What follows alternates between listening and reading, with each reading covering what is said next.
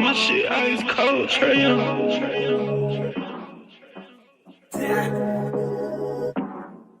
And you know I wear my heart on my sleeve. You hitting all the reads, pack your shit like you finna leave. I go and hide your keys, put you in position to win. Bless you without a sneeze, bust you down in all the VV. Yeah, we was getting cheap. Overplay my part, I can't breathe. I feel the pain in my lungs. I thought we really was one. My heart cold like Trey Young. Overplay my part, I can't breathe. I feel the pain in my lungs. I thought we really was one. My heart cold like Trey Young. Shit ice cold, Trey Young.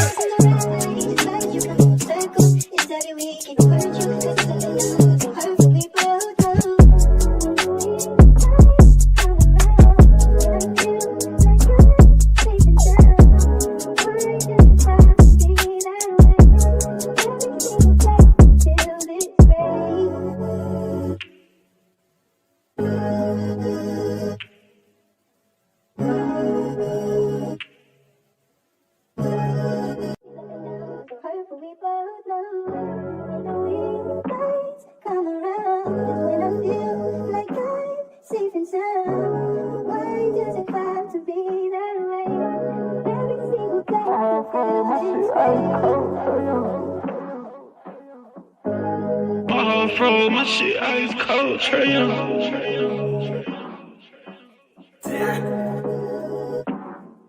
And you know I wear my heart on my sleeve. You hitting all the reads, pack your shit like you finna leave. I go and hide your keys, put you in position to win. Bless you without a sneeze, bust you down in all the VV. Yeah, we was getting cheap. Overplay my part, I can't breathe. I feel the pain in my lungs. I thought we really was one. My heart cold like Trey Young.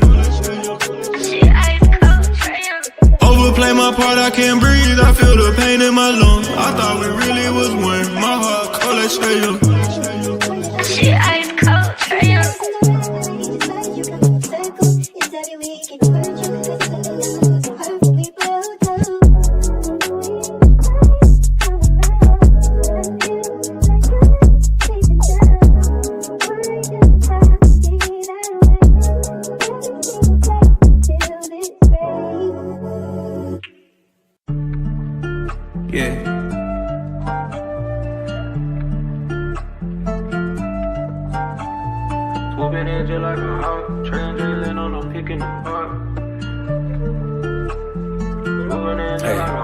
Yeah, swooping in just like a hawk. Trey and Jalen on the peak in the pump. And one baby that's far from a flop. Stay from arena, we blow out the top. DeAndre 12, he just like a cop. Lockdown D, get it still in the block. Vic got that vision, he passing the rock. Trey put from 30 with 12 on the clock. I hope your best player got really good handles, why? Cause he might get swiped by Daniel's eye. Told him don't leave, both get open and wide. Cause he jump away like an ocean, yeah. Jalen on the fat break, scaring them. But you can't leave open garrison.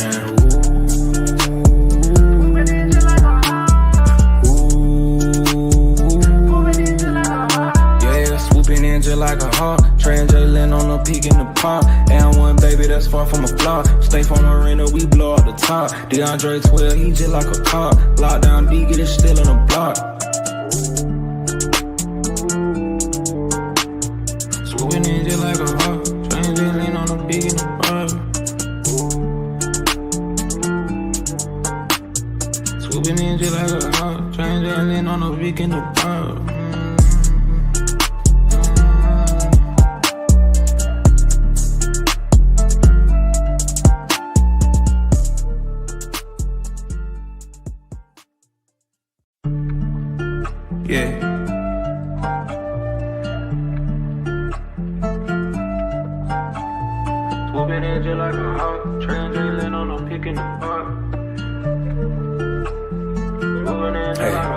Yeah, swooping in just like a hawk. Trey and Jalen on the peak in the pump. And one baby that's far from a flop. Stay from arena, we blow out the top. DeAndre 12, he just like a cop. Lockdown D, get it still in the block.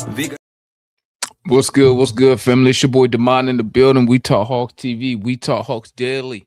Welcome to the 8 o'clock show. Y'all see my co-host back there, young Reggie.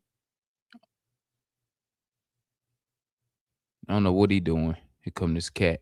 But anyway, Here to talk a little bit of Hawk news. Not too much going on the for real, for real. Marshall got nice Hawks gear. Yeah, that's what's up.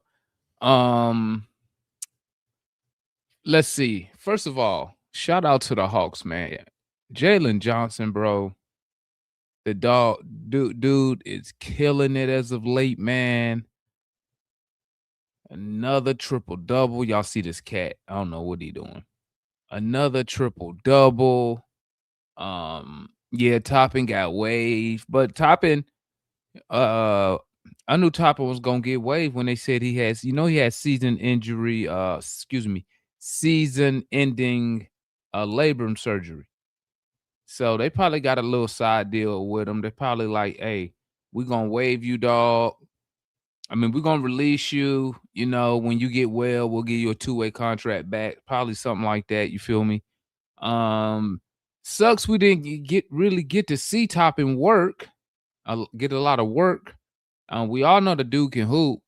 He definitely is an NBA player because when he go to the G League, he just completely dominates down there in the G League. You feel me? So salute the Toppin, man. Speaking of that, so as y'all should know, that leaves us with one G League contract available and one roster spot. And also don't forget, we have the G League Showcase. We have the G League Showcase coming up. And that's when the top G League players gonna link up together. I think this year they're doing it in Florida. I think it's gonna be in Florida this year. December 19th through the 22nd. They're gonna have 200 players. They're gonna show off their skills. NBA general managers, player personnel executives gonna be there. They're gonna play a little single elimination tournament. Basically just showing off their skills and ability. And according to reports, we already know that the Hawks will be there. We'll have a representative there. You good? Reggie? You straight? Okay. But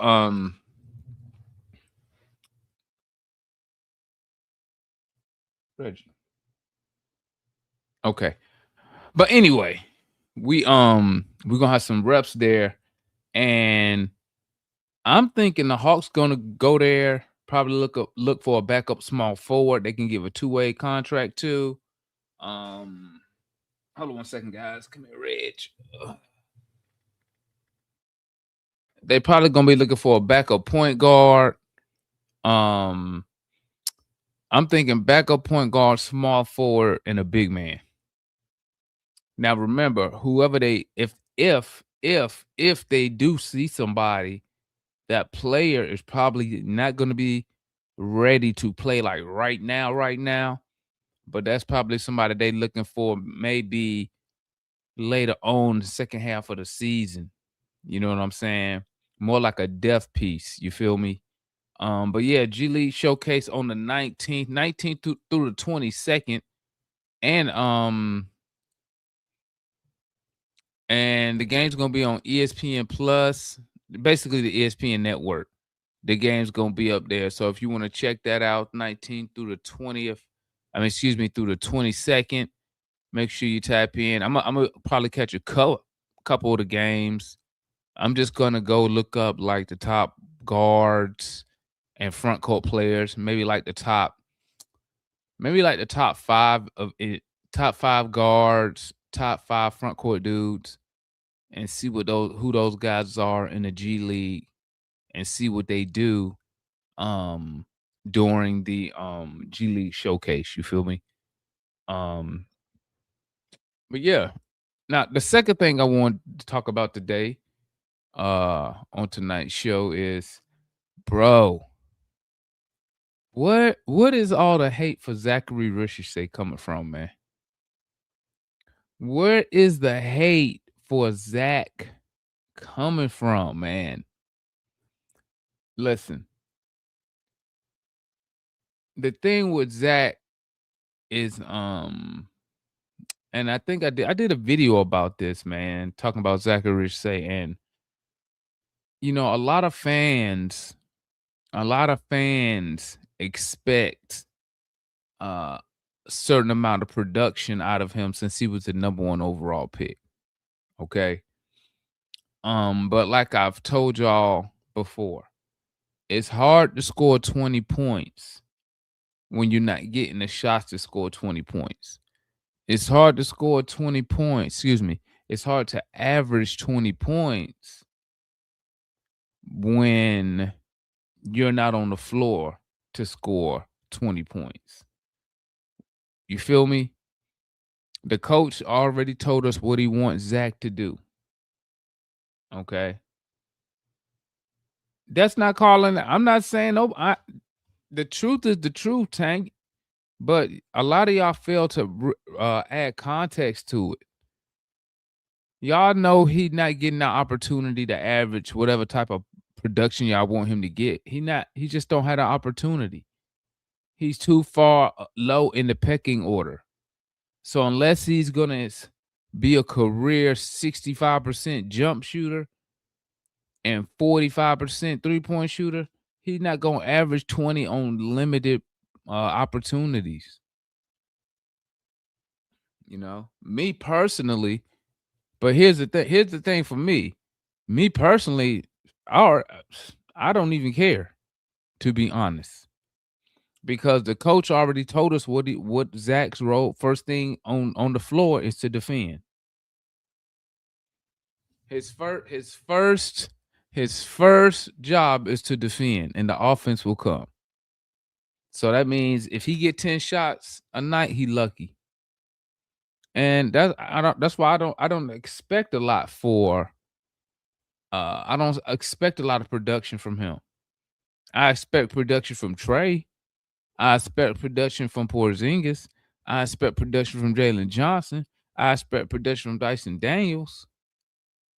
You feel me? I expect production from Naw. Even though he went out there last night and was 3 for 18 from the field. And I don't even think nobody really spoke on that. Because he was 3 for 18 from the field. You feel me? But the hate on Zach is just crazy to me, man. Like, it's just weird. Like, he don't have the opportunity, guys. I mean, last night he gave you 15 points. He on 5 of 9 shooting, on 3 for 5 attempts from 3. I mean, I think that Quin Snyder, though, I think Vit is gonna start to take some of his minutes, though. And you saw that last night. Last night, Vit played 25 minutes. Zach played 21 minutes. You feel me? So, I mean, street clothes. Yeah, that's street clothes AD, man. So, I mean, with Zach, man, you just got to be patient. The dude only 20. You just got to be patient with him, man, and realize, when he moves up in the pecking order, then you can start expecting more production. You feel me? But the hate on Zach is crazy. Asa Newell need more minutes. Well, I'm going to tell you like this, Giavinci. And I said it last night. I said it on the show. I said it on X. Mo G might be in trouble. I'm going to tell you that right now. I'm going to say it again. Mo G minutes might be in trouble here. Because if we can get just close to to Mo's defense from Asa Newell, Mo might have to be up out of here, man. And y'all know I'm a Mo supporter, but he might have to be gone. But because Mo just ain't providing no offense, man. He not now. Well, this is what I'm gonna say. Me personally, I don't like when Quin Snyder has Mo G standing at the 3-point line in the corner. I don't like that. I don't like that because, and you know why I don't like it? Because that's not his game. He's not a 3-point shooter right now. Mo probably need a whole nother off season to get his 3-point shot going. I wish they would play him a little closer. I like Mo when he pump faked the three in attacks. You feel me? But Mo from it's not efficient. Him from three, man.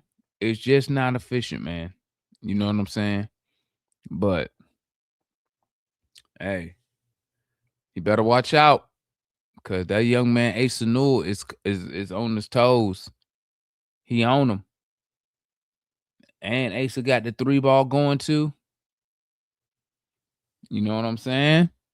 If Asa Newell, once Asa Newell get a couple, because I'm predicting Asa Newell, you're going to see Asa Newell get more minutes due to Porzingis being out and also due to Dante being out. You should see a little bit more Asa Newell minutes. And I'm going to tell you right now, if they see they can get the same type of defense from Asa Newell, numbers wise, it's gonna be hard. The same thing for Zach, man. It's hard not to have it's hard not to have Vid on the court the way he cooking right now from three. The dude been cooking all year from three. It feel like it's hard not to have him on the court, man. It's hard to keep Vic Krejci off the floor. Not with that shooting he got going on, man. So I mean, there's a couple players they need to be looking over their shoulder, in my opinion. You know what I'm saying? Did we miss out on by not keeping Barlow? No, you didn't miss out, Marion, on not keeping Barlow. What you're seeing from Barlow is that's what happens.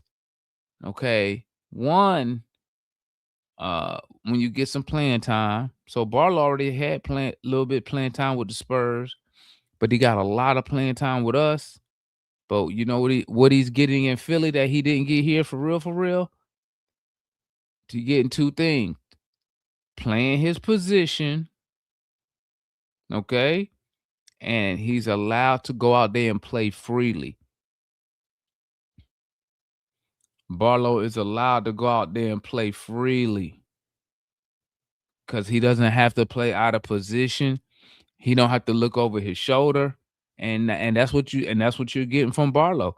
Man, it don't matter if Barlow was here or not, bro, because Quin not gonna play him anyway. So Quin not gonna play Barlow. Wasn't gonna play Barlow. We gotta remember last year Barlow only played due to injury. Man, remember that. If we didn't get hit up with injuries in the front court like that, Barlow never plays. Neither does Mo G. So, I mean, y'all know my motto, man. Players leave Atlanta and get better all of a sudden. You feel me? All of a sudden, these dudes turn to dogs. You feel me? But that's what happened when you get that. When you can go out there, you can play with. Imagine Zach being up there. Because looking at Barlow when he played us the last two times, that he don't look like the Barlow that was in Atlanta. He don't look like the Barlow that was in Atlanta. You got to keep it, and you got to keep it real. You got to keep it a buck, man. How good was that look with, bro? Hey Jacob, nobody wants Anthony Davis, bro.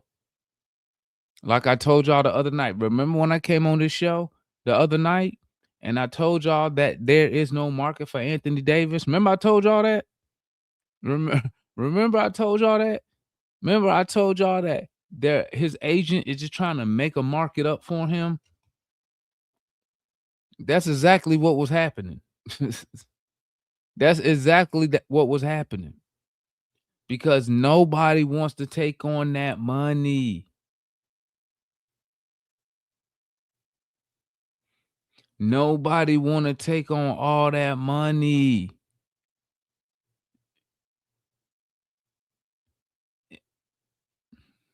It don't matter about where he wanting to be, Josh. That's the thing. He got 2 years on his contract. Anthony Davis has zero leverage. Only thing Anthony Davis could do was pretend he hurt. That's it. That's it. But I'm gonna tell you, if Anthony Davis was so good, how come the Lakers ain't keep him? If Anthony Davis was so good, why the Lakers didn't keep him? If he was that good, because nobody want to pay his. Anthony Davis over 30 years old, bro, and he won a contract extension, and he a clutch client. So you know they're gonna be wanting max money. Boy, y'all crazy. That's why ain't nobody gonna trade for that dude, man. No one want to take on that money. You got to when you trade for Anthony Davis, you trading for the next you trading for the next 6 years, dog. He gonna be your guy for the next 6 years. I don't want him. He too old to put that type of investment in. He too old. And you got to give up assets to get him? Hell no, bro. Not finna happen, Captain. Nope. Not gonna do it. And then y'all already know about the Giannis mess. Like, some of them Buck fans really think Jalen Johnson on the table. What? They really think Jalen Johnson is on the table. Are they crazy? Why would we give up a guy who just broke the franchise record with 8 triple doubles in a season? He just broke the team record, man. What you think? We just gonna give that up? Are they at 23 years old? Huh? Locked in at 30 million for the next 4 years, huh? Why would we trade that away? Why would we do that? They must think we stupid. Maybe back in the day you could have pulled one on the Hawks. Not today's Hawks. I ain't finna let no stupid shit like that, right? I don't even know why Rich Paul even mentioned. I don't even know why Rich Paul even brought that up. Even though he was low-key hating. But I don't even know why he even brought that up, bro. We are Gucci. Y'all can keep Giannis. Jalen Johnson having a breakout. This is a career altering season for Jalen Johnson, bro. It's nothing but up from here. Who knows? He might mess around and average a triple-double. And y'all and the Buck fans think we finna get that up. We finna trade that for old ass Giannis. We finna trade what? He probably Jalen 23, 24. He just about to enter his prime, and we're gonna trade it up for a dude old as me and Foot and Marion. These boys must be crazy. They must be crazy. But if y'all looking for a player, if y'all looking for a player, bro, you got to start. Look at the teams that's going to be selling at the deadline. Look at these losing ass organizations. You got to go look at the losing ass organization. Those are ones who going to be selling, the losers. Okay, if their team ain't losing, you ain't choosing. I mean, it's going to cost you more to get whoever you want. You feel me? So when you're looking at these players you want to add to the Hawks, look at the losing organizations. Me personally, I don't think the Hawks really need to do too much. Maybe add something small. You feel me? Add something small. A good a backup point guard, a backup small forward, a backup big. Add one of those for the cheap. Don't add nobody with no long. Don't trade for nobody with no long ass contracts. We off that. We off these long ass contracts. for dudes that's not giving us the production. We off that. Unless you're on a rookie contract. But we ain't taking no listen, I ain't trying to pay. We don't need nobody worth no 20 million for the next 5 years. You feel me? What's his money looking like, Dominic? What's Middleton money looking like? Gafford and Keon Ellis. What's that's gonna cost you though, Adonis? What's that gonna cost?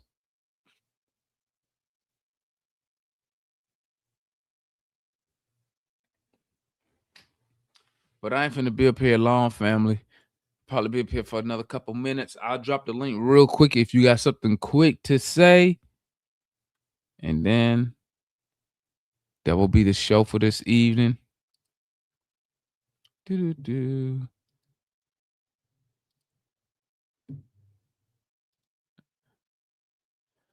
go the link if you got something you want to tap in with real quick.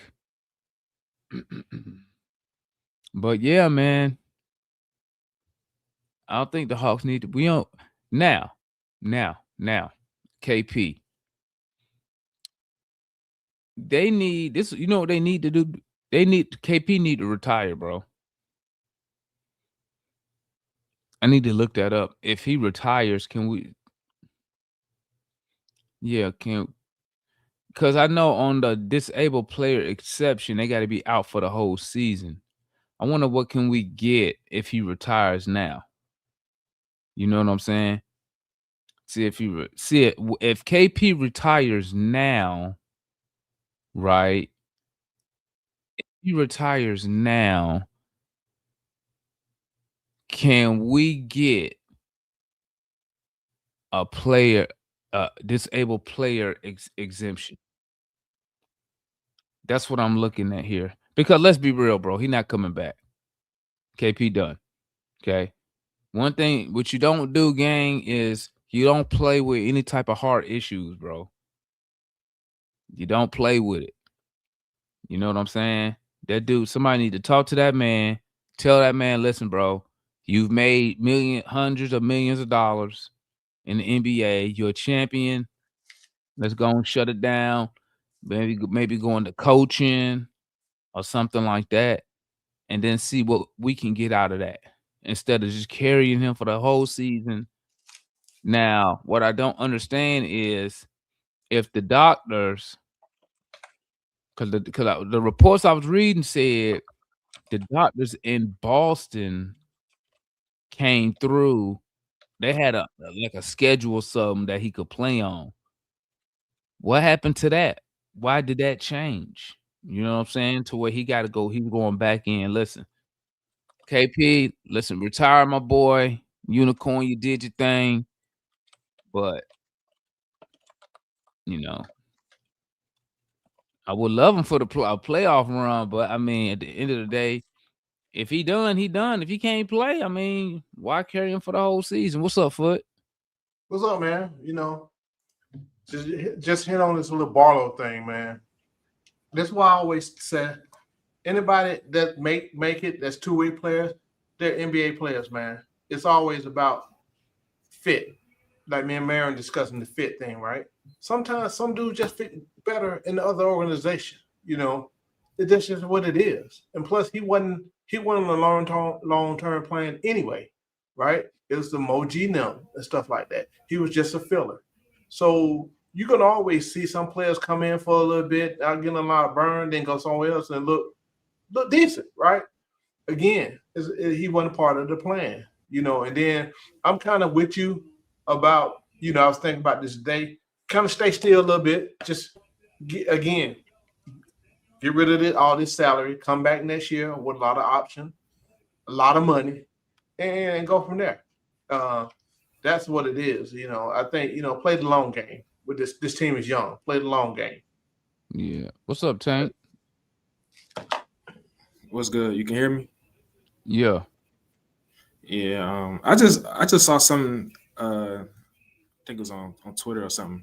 If the Hawks go into next year without giving Trey Young his extension, they could in the offseason they could have 70 to 90 million in salary cap. That So I think I that's told y'all that already. knowing Tank. that. I think that's I told y'all that. You don't I remember didn't when know. know Maybe you about told that I before. didn't know. y'all don't remember when I didn't come know. up here and I say this. None When of I that. say this all the time. I say this. The worst thing that can happen to the Hawks is if Trey Young opts out. That's the worst thing. And you have That's the all worst that thing? money. That's the worst thing. Oh, that okay. can I see what you're saying. I see what you you're don't saying. get I see that. what you're saying. Yeah. Because if he say when people say Yeah. extend, and I say we got all the leverage, it doesn't matter. We're good. The Hawks are Yeah, good they got on all the our end. leverage. I said the worst thing that can happen at the end of the year, he opts out, and guess what? You got that $49 million slot, and you off KP, 30 million. and you off Luke Kennard. That's 11 million. That's the worst thing that can happen. And we drafted high this year. And how many picks we got? Yeah, that's what also be like. He got options. Like That's why I said that's why you don't go chase. That's why you don't go chase the ADs and the Giannis's, because when you get a Giannis, right? Giannis, good player. Guess what Milwaukee? The reports come out today, Tank. You know what Milwaukee said they're gonna do? What? They're gonna try to be buyers at the deadline.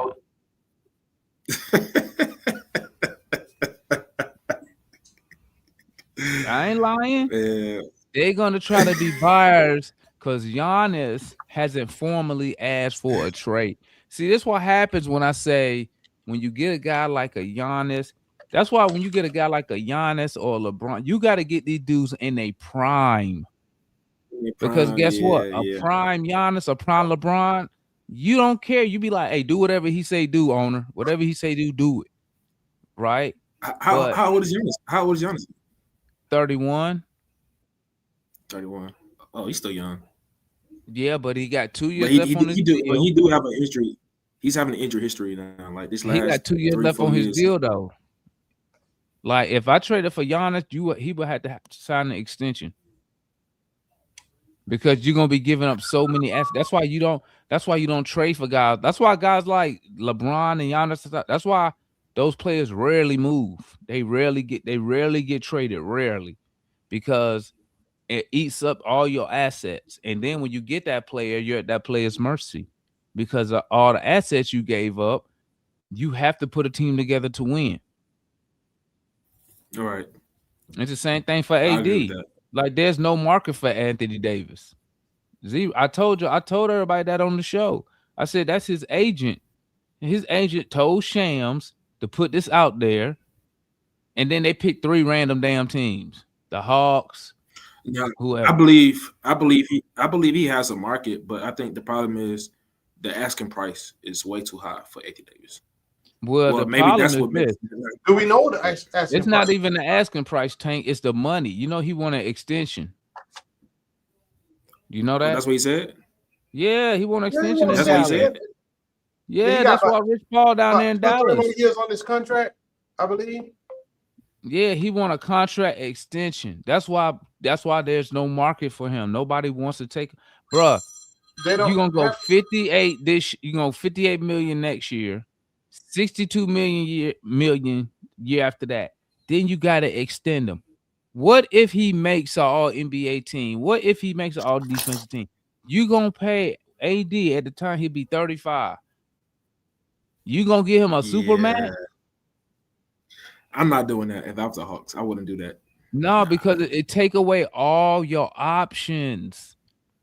That's why you don't do that. Yeah, but guess what? If AD was 24, you can justify that because guess what? That gives you.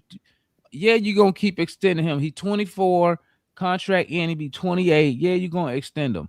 But now it's on the flip side. When you're on the other side of 30, you got to be, especially with the apron and the second apron penalty. That's why teams not taking, bro. If this was the CBA from 5 years ago, bro, they be trading off for AD right now. Every team try to get that apron don't messed up everything. Yeah, because money can't save you from the apron. The tax ain't nothing. The tax is all about if you want to pay it. And Golden State didn't care. They didn't mind paying it. Steve Ballmer didn't mind paying it. So guess what? They said, okay, we're gonna put these aprons in. That's why you see players like Grimes. Grimes wanted $20 million this year, didn't get it. Planned on a 1-year prove-it deal. What's the boy name in Chicago? Giddey. Giddey wanted $30 million, didn't get it. 25, take it or leave it.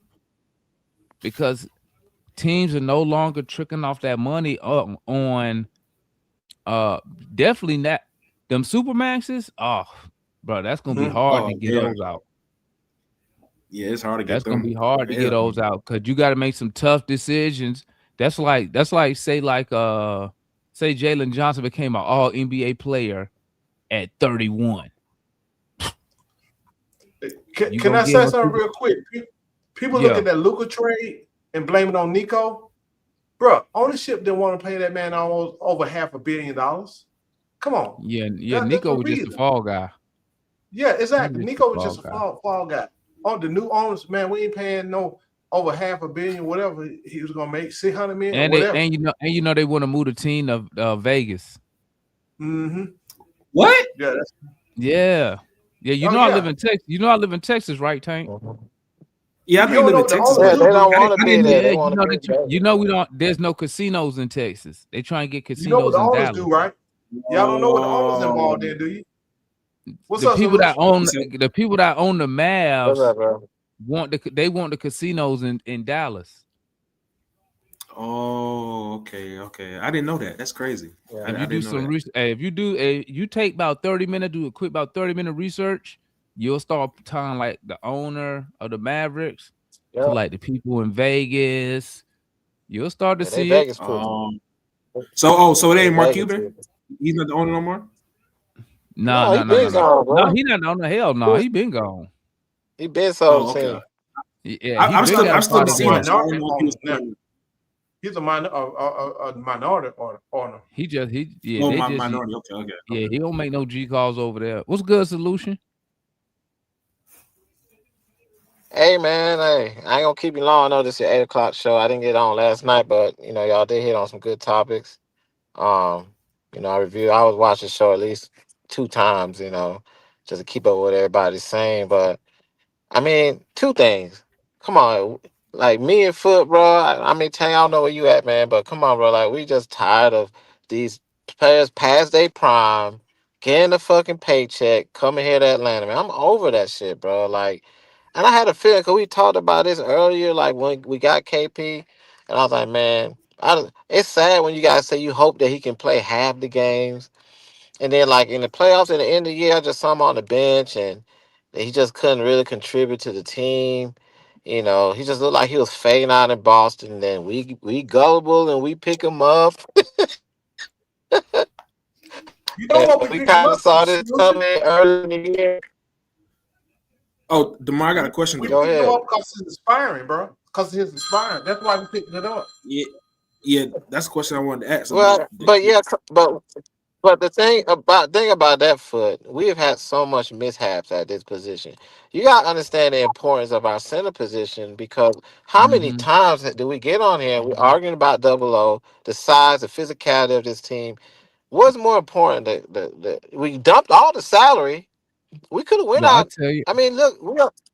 Go ahead. What you guys say, tomorrow? I tell you. Here's the plan.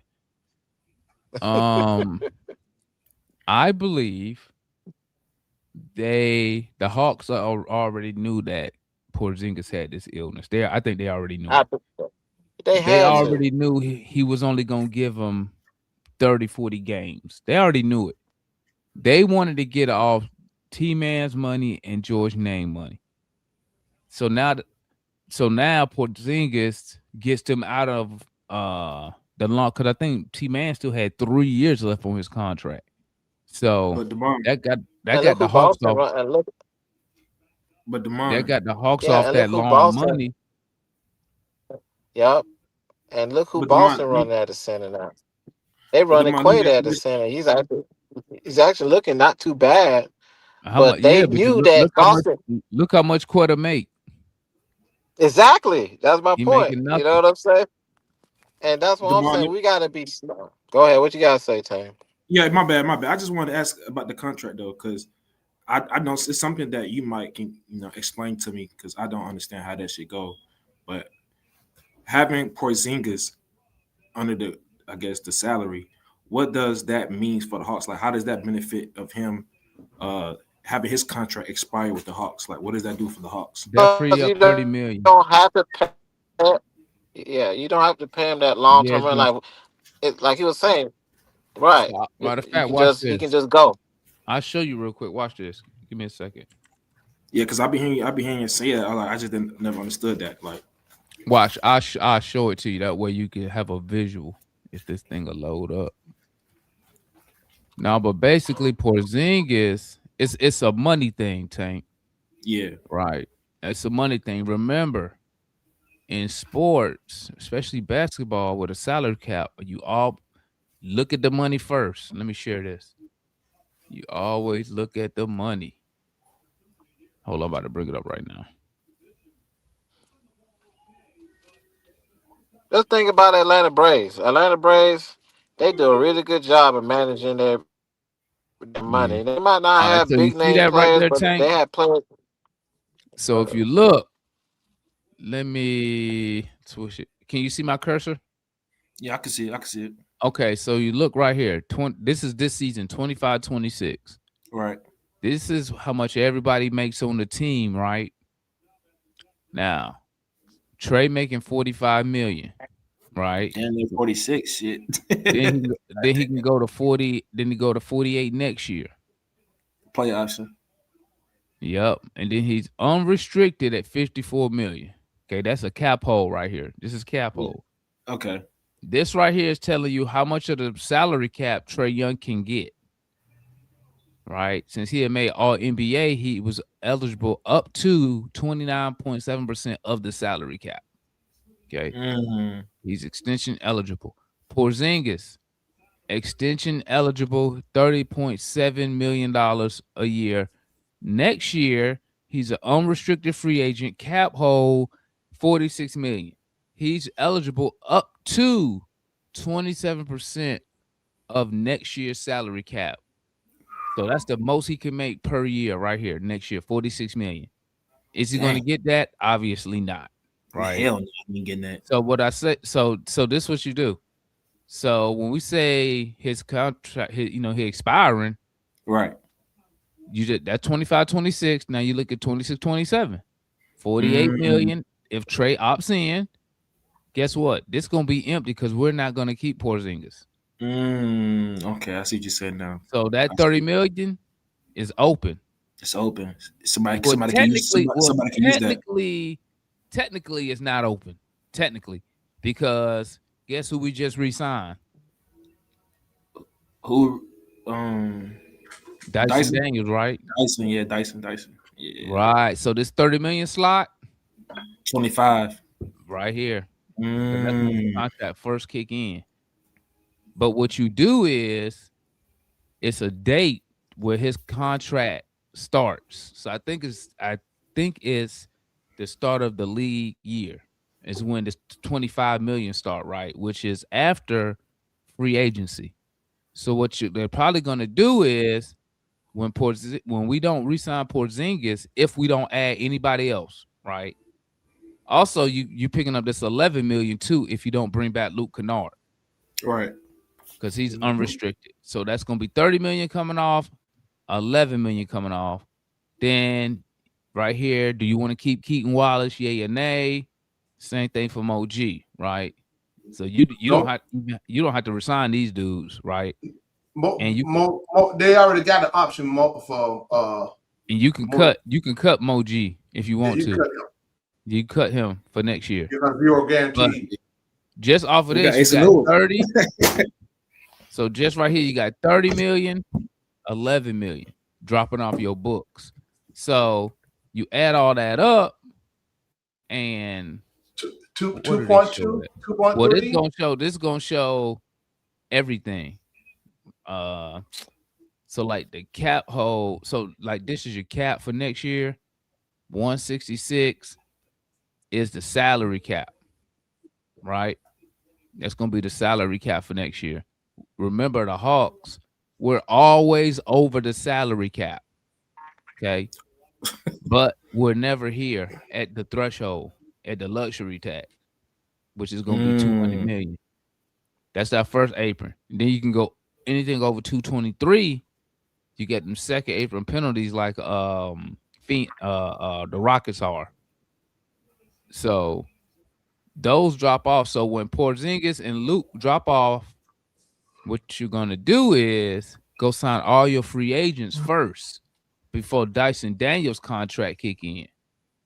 Because we can't go over the salary cap with free agents, right? But we can go over the salary cap with our own guys.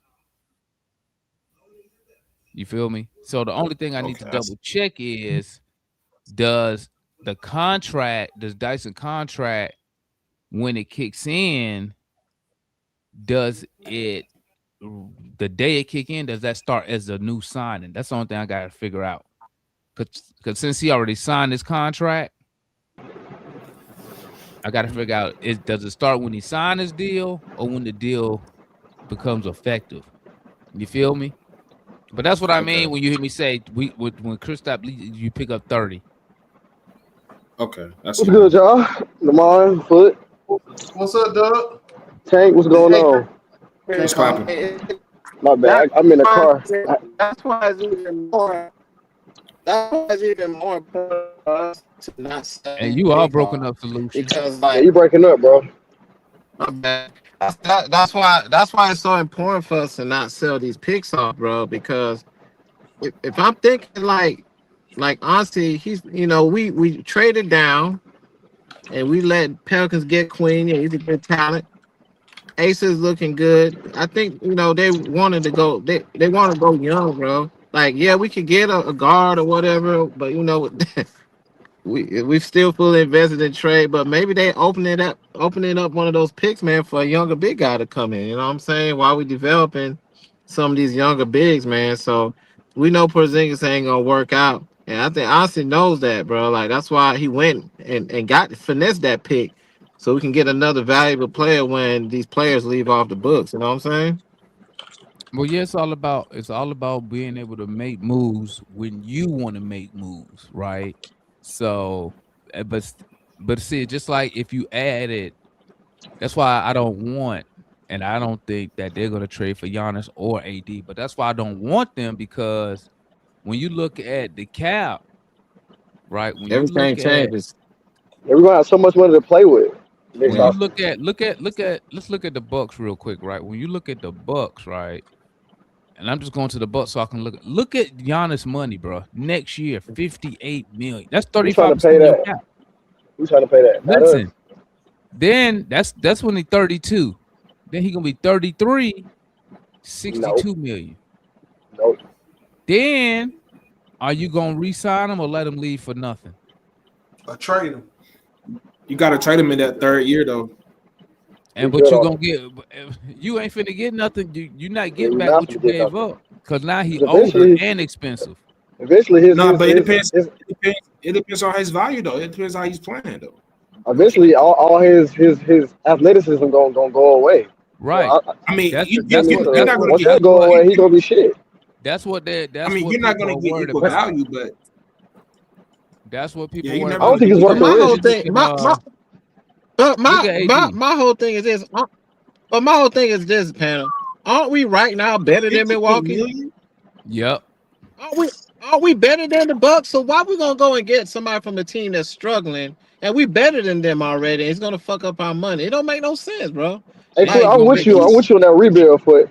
You talking about that rebuild foot? I'm 100% with you, gang. And you gonna make them better long term because Jalen Johnson only 24. I'm right there with you.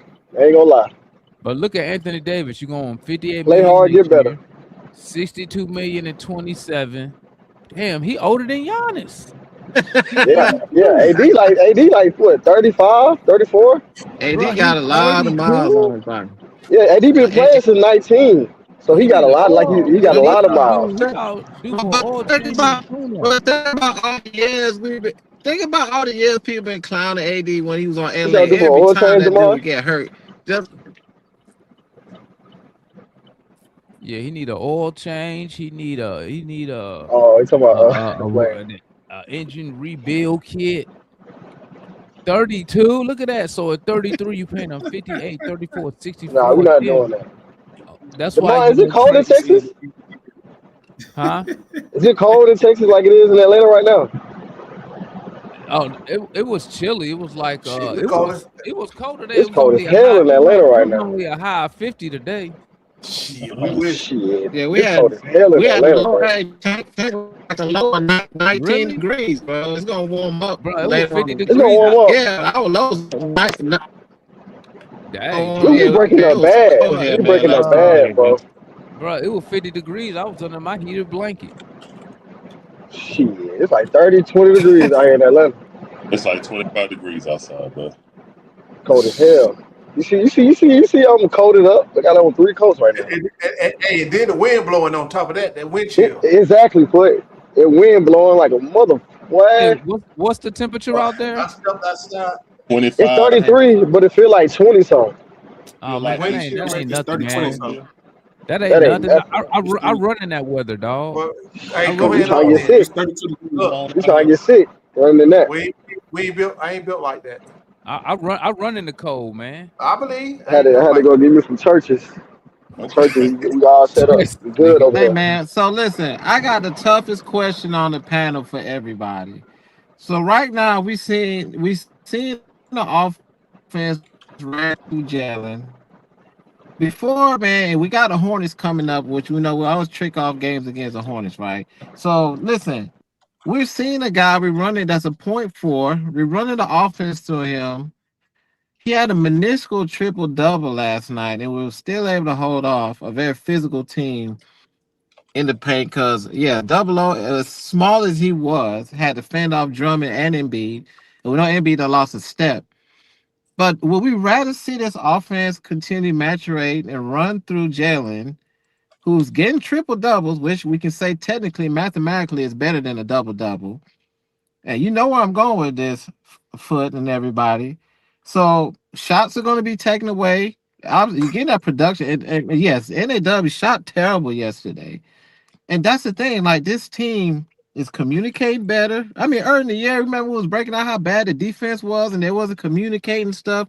We're not seeing it. Yeah, we getting kind of hustle on the boards, but we're seeing a lot better communication on defense. Yes, Dyson had a big game. You know, we're getting into almost halfway the season. Maybe he's catching himself. But my question is, are we rather going to watch this offense when Trey come back, run through a point four that can give us a triple double, or we're going to give it back to Trey, who can give us a double double and have to take tougher shots? Because when Jalen is coming downhill, he's attacking the paint, bro. He's going straight Bruh, into the paint and he's putting pressure on the defense. We can't get that with Trey. our offensive So, efficiency, our offensive rating has dropped. You need Trey so out how there. would no, I'm not saying we don't need Trey out there. I My don't whole think thing so, is this. Demar. Our offensive efficiency haven't dropped. I was reading something today that has gotten better. So I Nope. don't know if the Nope. efficiency is something. It's dropped, bro. We are where my phone at? You know me, you know I'm gonna have my receipts, dog. Hold up. So are we talking about these analytics? Some I read today with I don't know. I don't think it was no analytics because you know how I feel about analytics.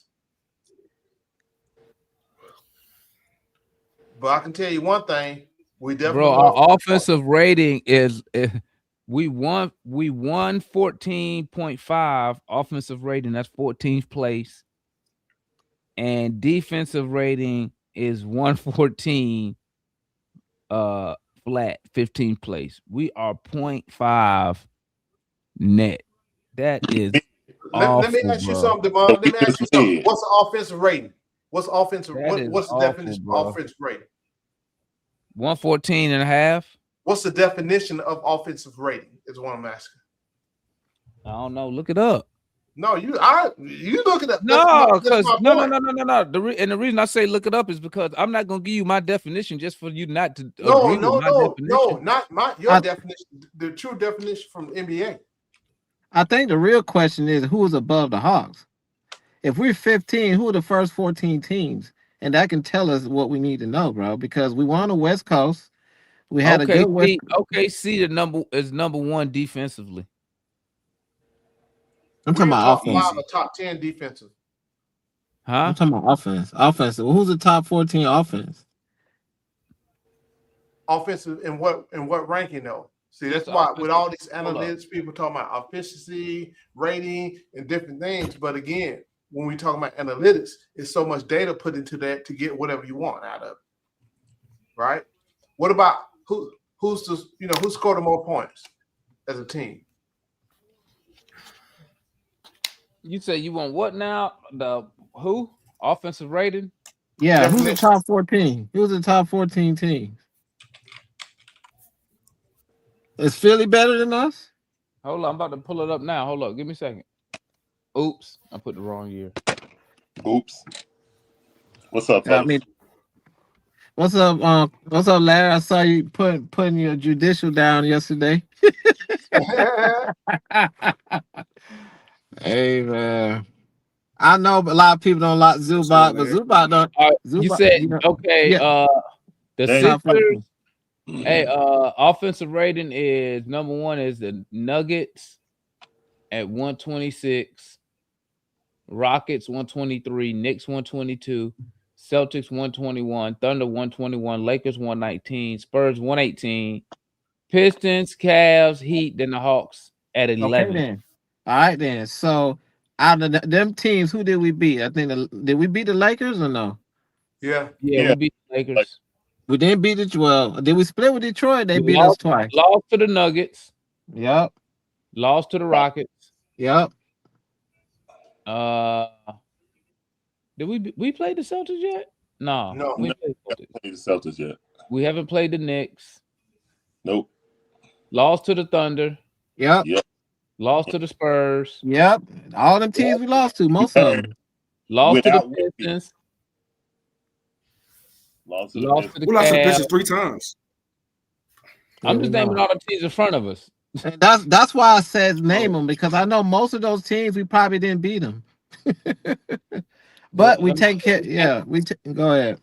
Because we can't defend.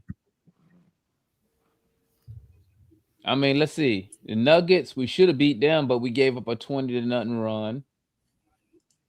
Rockets, we all can agree the Rockets is better than us. Yeah. Thunder, we can agree the Thunder better than us. They beat us. Yeah. We beat the Lakers, but they was missing LeBron, if you want to count him. LeBron and we were missing everybody. Ayton didn't play neither. Yeah, we missed everybody too. We were missing Johnny everybody. Johnson didn't play either in that game. Spurs, we lost to the Spurs. Without Wemby. We can't beat the Pistons. Without Harper, without Castle. We lost to them. Did we beat the Cavs?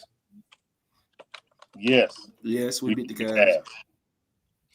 And we haven't played. We beat them and we lost to them. Yeah, we split with the Cavs. Yeah, it was a tough game because Donovan Mitchell was going off that game, but we still beat him though. And we lost. We haven't played the Heat yet. They know they ain't got nobody that can stop me. Oh no, we ain't played the Celtics yet either. No, we ain't played the Celtics yet. We ain't played just for men. Jaylen Brown.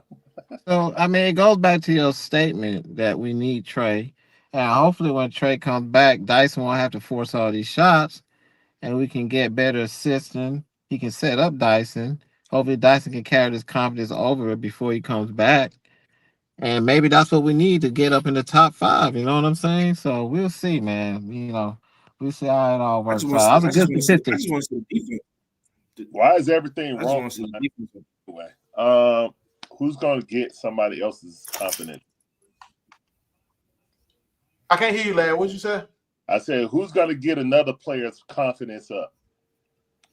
Hey, he was looking bad, Larry, though. He was looking bad to that game last night. He had a game like that in a minute. Who's the other person that? What you mean, Larry?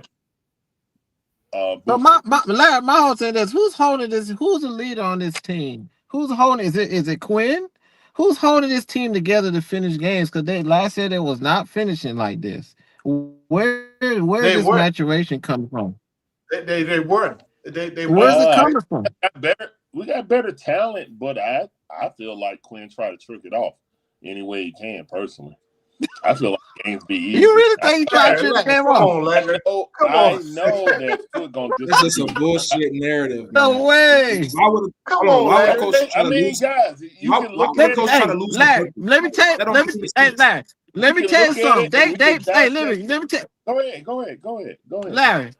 Let me tell you something. They Why played would like coach crap lose? against Why would Detroit, coach and lose on for purpose? them to come back, Oh no. for All right, them yeah, to go ahead. Larry, all I'm saying is this: they played terrible. They even said this on the radio. When I listened to Bob and Dominique, they played terrible against Detroit, and for them to come back and respond like that, bro, that was a very good, mature game for them because they could have treated the game off. Because games like when the Hawks lost last year, bad, they'll go on a 4 or 5 game losing streak, bro, and can't catch themselves. And we haven't been playing good at home. And they did not relent. They was about to trigger it off. You right, but they found a way to win the game. And like, we got a better go road ahead. record this season. Too bad we couldn't find a way to keep it close against the Pistons. That was an ass whipping. Yeah. But they responded though. They responded, bro. No, I'm talking about the other night. I'm talking about the last game. All right, hey man, Yeah, look, the Pistons. above 500. You know what Bro, I'm saying? we almost gave This up is much better 150 than I thought we would points, be bro. without Trey. So, hey, hopefully when Trey comes back, integrate him, everything will be, good. And hey, let's go. When Trey get back, we finna. I mean, we play a lot of road games, so that means the second half of the season we should have Tank a don't lot of wanna hear home that. games, which should bode well for us. But I got Don't want to hear what. You don't want our to hear hard part of when the we schedule get back. about to come When up. Trey though, get back, guys. we finna go on this run. I'm just saying. All right, so call it. We winning. We I don't winning know about Thursday that. or not? I don't know about that. We should be, I don't know about Carter, but again, You scared? What you who mean you don't know knows about what the that? Hawks are going to do day to day? that. I just don't know if we're going to run when Trey comes Hey, back. bro, they cannot let Kneppel go off, bro. Kneppel been balling, bro. We cannot allow him to light us up, bro. We got somebody Like Miles for him. Bridges. We got Dyson Daniels. Don't even trip. Like, we're gonna be watching that, man. All right, I'm gonna jump off, man. I'll be back with you on Thursday. All right. All right, my boy. What you laughing at, Tank? The way you just said that. Hey, I'm surprised. Ain't that Dyson job? The guard, the offensive guard. You're right though. You do got Dyson for that. You're right. That's what I'm trying to figure out why you was laughing. Look, I'm like, man, what are you laughing at? Look, for the most part, I think the offense has been stagnant in ways. We can call it what we want. Players not performing. Yes, I do agree with that. Some questionable lineups. At least, since people are putting light on it and actually shining light on it, like D. Lee and Brad, it's like, oh, we really can't get away with this no more. You know what I'm saying? They're not asking him. They just basically going around and then be like, well, analytics say this, do this, and you normally don't do this. So, what's the deal? You know what I'm saying? That's what you got to ask Quin to get something out of him. Other than that, he's just gonna stonewall you. So, I applaud D. Lee for asking the proper questions to maneuver enough to get some answers out of Quin. His crappy ass rotation. What did D. Lee say? He still didn't answer the question. Quin don't be. I don't care how brainy you are. This all you gotta ask him, man. This all you gotta do. You can be a genius all you want to. You just be like, hey, You how do come simple Quin? stuff, man. You ain't How really come that you smart. played this guy so many minutes? Hey, And then all you gotta do is just Get look some at this old school, look at the paychecks. Who getting paid? Who making the money? That's what he do. Man, y'all can say what y'all want to say about it. I just sound froze. I don't know why Tank don't understand that, man. It's front office. Y'all can say what politics. y'all want to say. I don't know why Tank don't see it. I already got. I probably about what? It's just funny to me because couple more games, Matt gonna turn on him. I'm just waiting on Tank. I'm just waiting on Tank to turn on him. outside of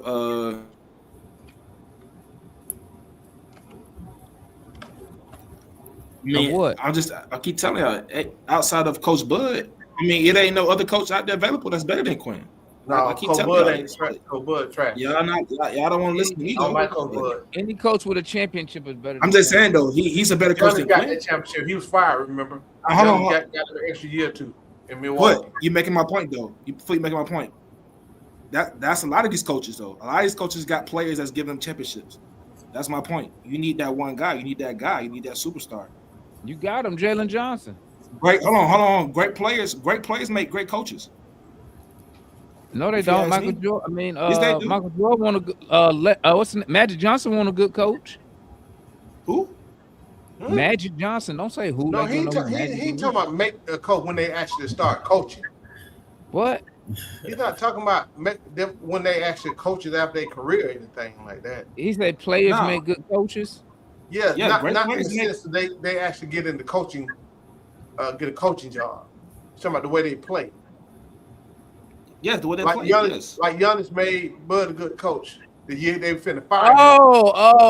Oh! Good players make good. Yeah. Ah, okay. I see what he's saying. I mean, it's a fact. He was saying, huh? I mean, it's a fact. I mean, no. What I could say is, good coaches make good players. That's a fact too, though. That could be that. That's a fact too. That's also that's a fact too. Two things. Yeah, but that's not how it is here, because we don't got a good coach. That's not true though. What's up, Mike? That's not true. You need a championship coach to make a championship player. Quin, do we have a second round guy? Do we have one of those type players though? Do we have one? When you had Nate McMillan, you had a conference final player. Do we have Giannis? Do we have Giannis? Do we have an SGA? Had Giannis and what? Do we have SGA? You know what's so funny about Giannis? Giannis ain't done nothing since he won that championship in 21. But he got one though. But he ain't done nothing since. He got one. That's all you need is one. Man, that's all you need is one. Listen, Giannis can stay where he at. I'm not giving all that up. No, I'm not saying we should go get Giannis, but what I'm saying is great players make good coaches. Like, it's a fact. Bud was already a good coach. Bud was already a good coach. I like Bud. Bud was okay. I didn't like Bud. I like Bud. I like Bud when he was here. So, but I saw Bud do more or less with the Hawks. So, if you ask me, I like Bud. You don't get swept in no finals. No conference final. Guess what? We got swept by LeBron. What you expect? I don't care. You don't care who you don't go to no conference. He got swept by the GOAT. He got swept by the GOAT. Actually, we didn't even get swept. Actually, we didn't even get swept like LeBron. You got to win one game, bro. One of the home games. He got swept by J.R. Smith. One of the home games, J.R. Smith was like, God dang it, Steph Curry out that month. What second game you talking about? Bro, you don't in the conference final, you got to win at least one game, bro. Come on. He still lost. It don't matter. He lost to LeBron James. Foot talking like the Hawks been to LeBron James. Foot talking like the Hawks been to the final since he was a kid or so. That's our first time in the Eastern Conference final. You talk about we got to win one. He talking like he I'm glad we made it. He had like getting swept by LeBron is a bad thing. One need to make it. Can't win one. No, Foot forgot. It's LeBron James. Season and the series and stuff. It wasn't just that it was LeBron James, bro. That all right. It was more than that's just the that. main thing. I mean, it was. You talking about being swept? LeBron James is the reason why you was never going to go to the finals. Like you weren't gonna beat them niggas, but you got swept. Number one because. And this is why I called a nigga Holford, because he decided to let Tristan Thompson look like, I don't know, the world's greatest rebounder ever. Mm-hmm. And also too, you had Deladova out there on some BS, bro. The nigga hurting niggas. He hurting niggas. And then Al Holford decided that, I don't know. Cal Korver got hurt. Cal Korver got hurt. Second or whatever. He got ejected. He got ejected because he went after Deladova. That's what I'm saying. That was the one game that we slick. Probably could have won, but like I said, it's all good, bro. It's whatever, man. And see, that's why, hey, you weren't gonna beat LeBron in the series regardless, but I mean, we should have got one. And also, too, bro, like ain't nobody ever gonna let man, bro. Like if that jump would have happened to any other team, dog, that jump would have been huge news. And also, too, if it would have happened like 3 years later, it would have been huge news. But like Nigga, Thabo leg getting broke by the NYPD, bro. It was crazy, like the most like under the radar crap ever. That's like it still to my don't necessarily make sense why that wasn't a bigger story. And also too, that's what messed the key to that team was his depth. You had wing depth and guard depth. You backed up Jeff Teague with Dennis Schroeder, and when DeMar Carroll sat, you had Thabo Cephalosha. You had defender, and you know what I'm saying? Like that jump jacked us up, dog. Really going into that final stretch. He let LeBron know how we all felt. That jump lame, bro. Hey, and then folks had to say, "Oh, we should max out Horford." Like, what the hell are you talking about? No, heck no. We weren't gonna max out Horford after that, bro. He literally got Tristan paid, bro. That jump crazy work. Yeah, that jump crazy work, bro. But hey, you know what? I ain't gonna knock Bud for that. Bud just sucked as a GM, but Bud was a good coach, though, man. Yeah, he was a good coach. Yeah, he definitely sucked as a GM too. I would have liked to see what Ferry was gonna do, though. Who? Ferry. I mean, he didn't realize he can't just read an email verbatim. Like, come on, nigga. Like, come on, bro. Like, we all unread something, and in your mind, you think, like, let me skip that. You know what's so crazy though? Like, I never knew owners record that shit. Nah, but that's because we had no snitching and like I never seen the ownership group. They telling on each other, recording phone calls. Yeah, the ASG. That's how Ferry got caught. One of them was Boston owners, bro. That was down here being dirty and messy and crap. And we still got one of them niggas around. I think he like a little partial owner. He ain't like full, but like we still got remnants of them. Yeah, man. What's good, Austin? Nothing much, man. What's going on? Shit, you made me feel like I was on a quiet storm right there. No, don't do that, bro. I'll wait for you to introduce the next song. Shit. I'm waiting for man. Bud is the best coach we done had since Detroit. Probably since I wouldn't even say Lennon. Probably since Fratello. Yeah, Fratello. I don't like Lennon. Like Bud problem was he was a bad GM. But if he never got promoted to the GM, to the president, VP, he would have been good. Yeah, that would mess them up. That's true. Because when he gave Ken Bazemore that contract, I was like, he need to be fired, bro. I want a Bud fired from that shit that day. That day when I seen, and then Ken Bazemore gonna come out and get zero. Like, get the bomb. Like, we paid this dude. And he got zero. How you got a zero? My issue was Bud drafting them dudes and sticking them overseas. Well, let them stay overseas. That was one of my issues. That wasn't Bud. That was ownership. They didn't want to pay. No. That was Bud. No, ownership didn't want to pay that money. He was trying to do like San Antonio, get them overseas, but we only stashed second round picks. So yeah, that was second round pick. We did that with a lot of second round picks. Because second round picks don't cost you nothing if you stash. That's what I'm saying. It was about the money. About that's where cash consideration came into play. That's before everybody just went like baseball, soccer, and just got their own G League team. Yeah, because we did that with Sabonis, Arvydas Sabonis. We did that with Pop Psy. We did that with. But we end up bringing Pop Psy. End up playing over here for a hot second. Later, but for a hot second. One of them dudes was a first round pick. I'm gonna pull it up. I don't think we sent no first round pick overseas. I don't remember first round.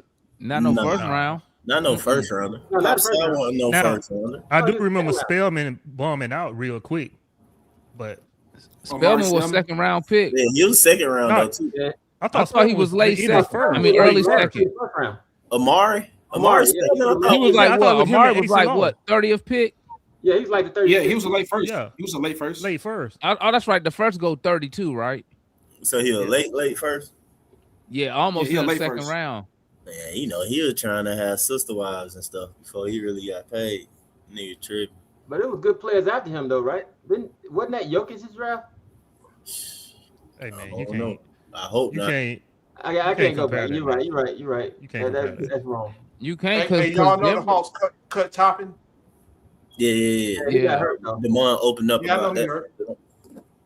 That's smart. So But the we Hawks probably have got no a little. backup small We forward. probably got a little side hustle for him when he get healthy. I think we got no backup point guards either. So, boy, they going to the G League showcase. They going to G League showcase. Mm-hmm. Y'all saw my boy in the G League, but he down there. But they got no backup small forward though. Who, Yang? No small forward. forward. Oh yeah. Demond got it. My boy Young. Yang. Yeah, they gonna be at the G League showcase. I'm gonna look at a couple. I want to see who they gonna fill with that last. My boy be bouncing back and forth, man. He getting better. I want to see who they gonna get that last two-way to. My boy Hanson. Get my boy a few years though, but you know he working. Blazers got him going back and forth. he be playing with the main team too though. What you laughing at, Tank? But we only have one roster spot though. Say part of the growth of the Well, man, that's my dog, man. You know, I'm gonna let you know. I'm gonna give you an update about my dog, man. I mean, you know, and then I don't think nobody gonna take. I don't think they're gonna really be able to move off Porzingis. Larry, I'm just trying to think real quick because. Yeah, I saw that dark basket. You saw it too. That boy clean. Can y'all hear me? Them the Twin Towers developing over there out west. No, John. No, you know what? No, they probably do move. Yeah, I can see them getting on KP. Yeah. Hey, Tank. You know what? Now, I heard y'all talking. I don't know whether someone ever answered Foot's question about what does the offensive rating mean or how you compile it. Yeah. You don't even want to see it. You don't even want to see it. It is so convoluted math that assumes so many different things that it's just ridiculous. I already know. That's why I'm asking. But Foot was asking for a definition.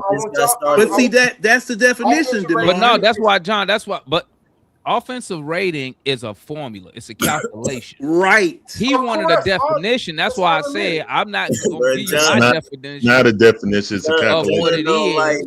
The definition is the calculation. Exactly. It's a calculation. The definition is a calculation. Right. And see, this is why I don't use it, because it assumes too many things. You don't use it, John, at all? It assumes too many things.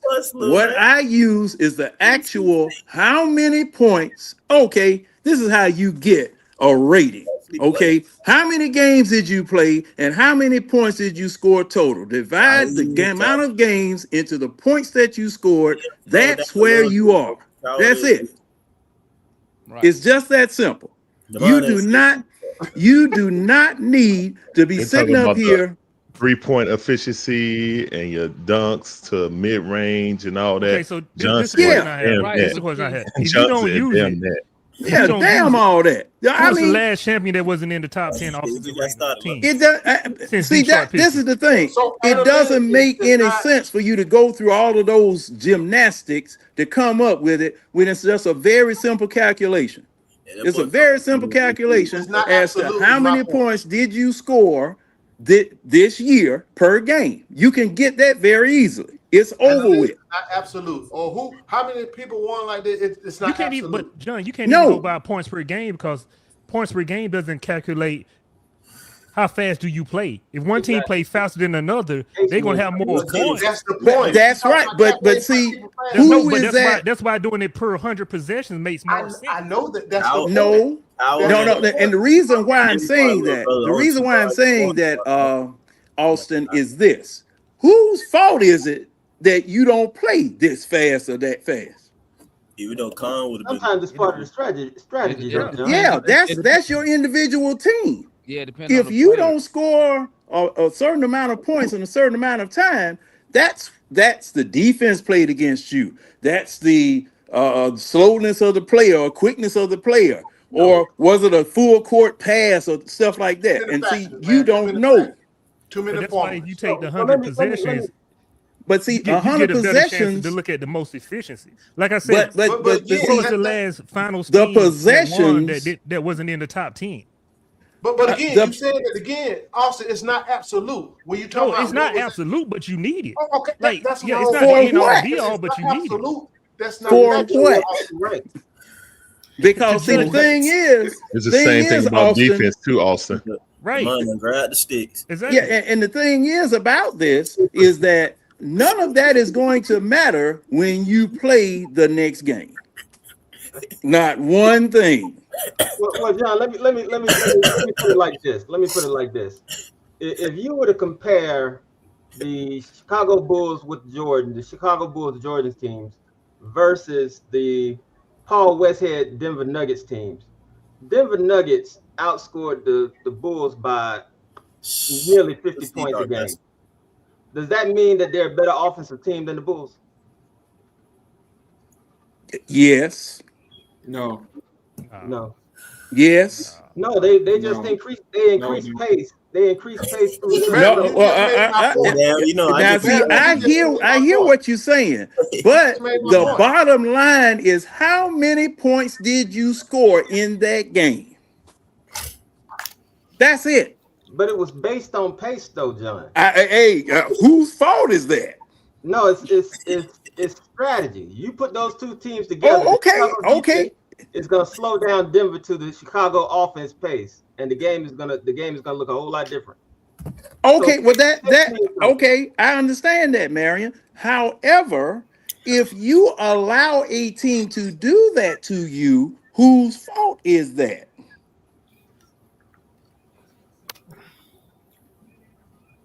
I mean, yeah, you can. Okay, but you can't. Now let me use this example. When the Lakers used to play the Celtics, okay, when Lakers used to play the Celtics in the 80s. What are we talking about? Or what y'all talking about? Hold on. Do you remember what the Celtics used to do to the Lakers back then? To slow the Lakers down? They used to cut the heat on in the locker room. They were playing in a doggone barn with no air conditioning in it. And they were beating these jokers up. Okay. But the thing is that what the Lakers did to counteract that, they had to shoot better. They slowed the Lakers down completely. That was their game plan. That was their strategy. Now, still at the end of the day, the team that scores the most points wins the game. No matter what pace, no matter what strategy, no matter whatever. So all of these analytics and stuff, because see, the thing is, if you looked at the raw numbers and didn't know the circumstances behind those raw numbers, if you take a bath, you use soap. We know. You know, if you don't look at the raw, the actual situation that took place there, and you just looked at the numbers, doggone Celtics were a better team than the Lakers, or this or that or whatever. But you had to be there, or you had to have someone tell the story as to what took place. John. You know, I feel you on that. I feel so you. See, that's my thing about these analytics. You know, these defensive ratings and offensive ratings and things of that sort. When you have simple calculations out there, when you can just look at the standings, look how many points were scored in each game, and determine where these people are. Well, John, guess what? You know, you continue to operate that way and do that. Ain't nobody gonna stop you. That's perfectly fine. Cool. But you ain't gotta give us a, debate and history lesson. Yes, I do. Wait a minute. They want to dive into analytics. This is the problem. This is the problem. Now here's the thing, John. Here's the thing. Even if you don't like analytics, like you really have no choice, because every front office in every major sport leads with analytics. Every last one. Every last team has an analytics, a small. Oh yeah, they have somebody there that they overpaying for nothing. Off of those. Overpaying for nothing. They lead off of those, man. Like, you can't. Yeah. Analytics is the reason why you see people shooting threes instead of mid range. Analytics is the reason why certain archetypes are getting phased out of the game due to analytics. See where it got us. See where it got us. Analytics, and well, hey, the eye test didn't work for us neither, did it? For the got the same place. Yeah, the analytics created the eye test. Didn't work neither, did it? The analytics messed up the eye test. You know what the eye test did? One, you know what the eye test did for us in the draft from 2000 to 2007? Absolutely fucking nothing. We should have used. Oh, they weren't using analytics from 2007 on up. Matter of fact, analytics. Oh, wait a minute, Jamon. When did analytics first start? When did analytics really start governing decisions in the front office? Late 90s. Like 98. Don Nelson. Oh boy, and that wasn't everywhere though. No, it wasn't every place. I mean, was it adopted league wide in 1990? No. You said late 90s. Late 90s. League wise, I wouldn't even say late 90s yet. I don't know. League wide, I would say the 2010. I would say late 90s because you don't have the Spurs. It came with the Spurs' first ring. Yeah, No. You don't have the Phoenix team with D'Antoni. Like that was all analytics. You know what I'm saying? That was even it started before the night. It started in the 90s, guys. Yeah. Okay. Him and Don Nelson started it. But Don Nelson. Analytics have morphed into something that it didn't used to be, right? I got my hand up, man. So let me say this. The thing is with analytics, that's a see-through hand. The way that's a fly swap. That's a. I thought that. You know, Foot serious when he got the glasses on top of his head. I can get with the 90 analytics because it wasn't quite like these analytics are, right? It was actual raw data that was used to come up with some stuff. Right? To add though, Foot. Oh, come on, man, y'all smart now. You can only do so much with so much. With the being 2025, you literally have way more data to go on. I'm ignoring the chat. You didn't have decades of 3-point attempts of data in the 90s, bro. You feel me? When they just allowed 3-point shots to be taken, in what year and stuff? So it just takes like in 1960. It wasn't about the 3-pointers. It was about the fast break. No, I'm just saying in general, though. I'm just throwing something out there. It evolved out. I'm just saying, D'Antoni, that's what he did. Even with 2025, he didn't want a shot less than 5 seconds. With the AI and everything, like it couldn't come back and so because you. Oh, wait a minute. You needed the years of data. And then also, Mike, you didn't have teams putting as much money in younger players. Like they want as much information to be able to bet on consistency. Yeah. So they're going to get every quantitative number they could get just to justify why am I putting this much money in a 21-year-old team. According to Basketball Reference, the formula for offensive rating. According to basketballreference.com, the formula for offensive rating was just introduced in 2008. Okay. Good point. So, what up, Larry? So, it's not been that long. Not that particular metric. That particular metric hasn't been there that long. So that's what I told you, John, when you brought up the history lesson of the cold locker rooms. It wasn't even. It only had 3 stats then. That's what I'm saying. They had more stats than that. Huh? I brought that up to illustrate a point because you have lost all of those people just like when you were growing up, Mike. When you went to the farmer's market to pick that watermelon. Your parents knew how to thump that watermelon. Hey, just like my dad. They knew how to thump that watermelon and know that that's a good one. It's the same thing about picking no watermelon before, John. That's what y'all did in the A, Mike. Hey man, I was born in '87. Watermelon. Man, look here, man. Mike ain't never thumped no watermelon. If you had parents and grandparents who knew how to do it, you thumped that watermelon. You knew you were good. Hey, my mom. Tell him, John. Like I said, though, that's right. And see, that's the same thing with talent. There are certain GMs, there are certain owners. Just like the Steelers and all these other organizations, they know how to pick talent, not by analytics. They know people, and they know how to pick them. They got a trophy case full of doggone trophies to show how good they were. Now they use analytics to draft them players. Yeah, that's what the whole combine is. Yeah, the whole combine. Yeah, and see that, and that's what the problem is. We picked Marvin Williams over CP3. That was the eye test. That was Billy Knight. Oh no, hey, Marion, no, that was Billy Knight. He was using the eye test though. Hey, Billy Knight his eye test was wrong. Played off the bench. That wasn't no eye test. That was alcohol. Josh Smith will fit today's NBA perfect. That was damn alcohol. That man couldn't pick a winner out of a one-horse race. Oh, okay, so same thing with Stan Kasten. I want to ask, since everybody seemed like they just want to stand pat and do nothing. Is that true, Mike? What's that? My bad, I'm looking at another screen. If people want to just stand pat, you see how, man, you see and do nothing. The farmers market to ride the farmers. What? I need someone to tell me, y'all had a day.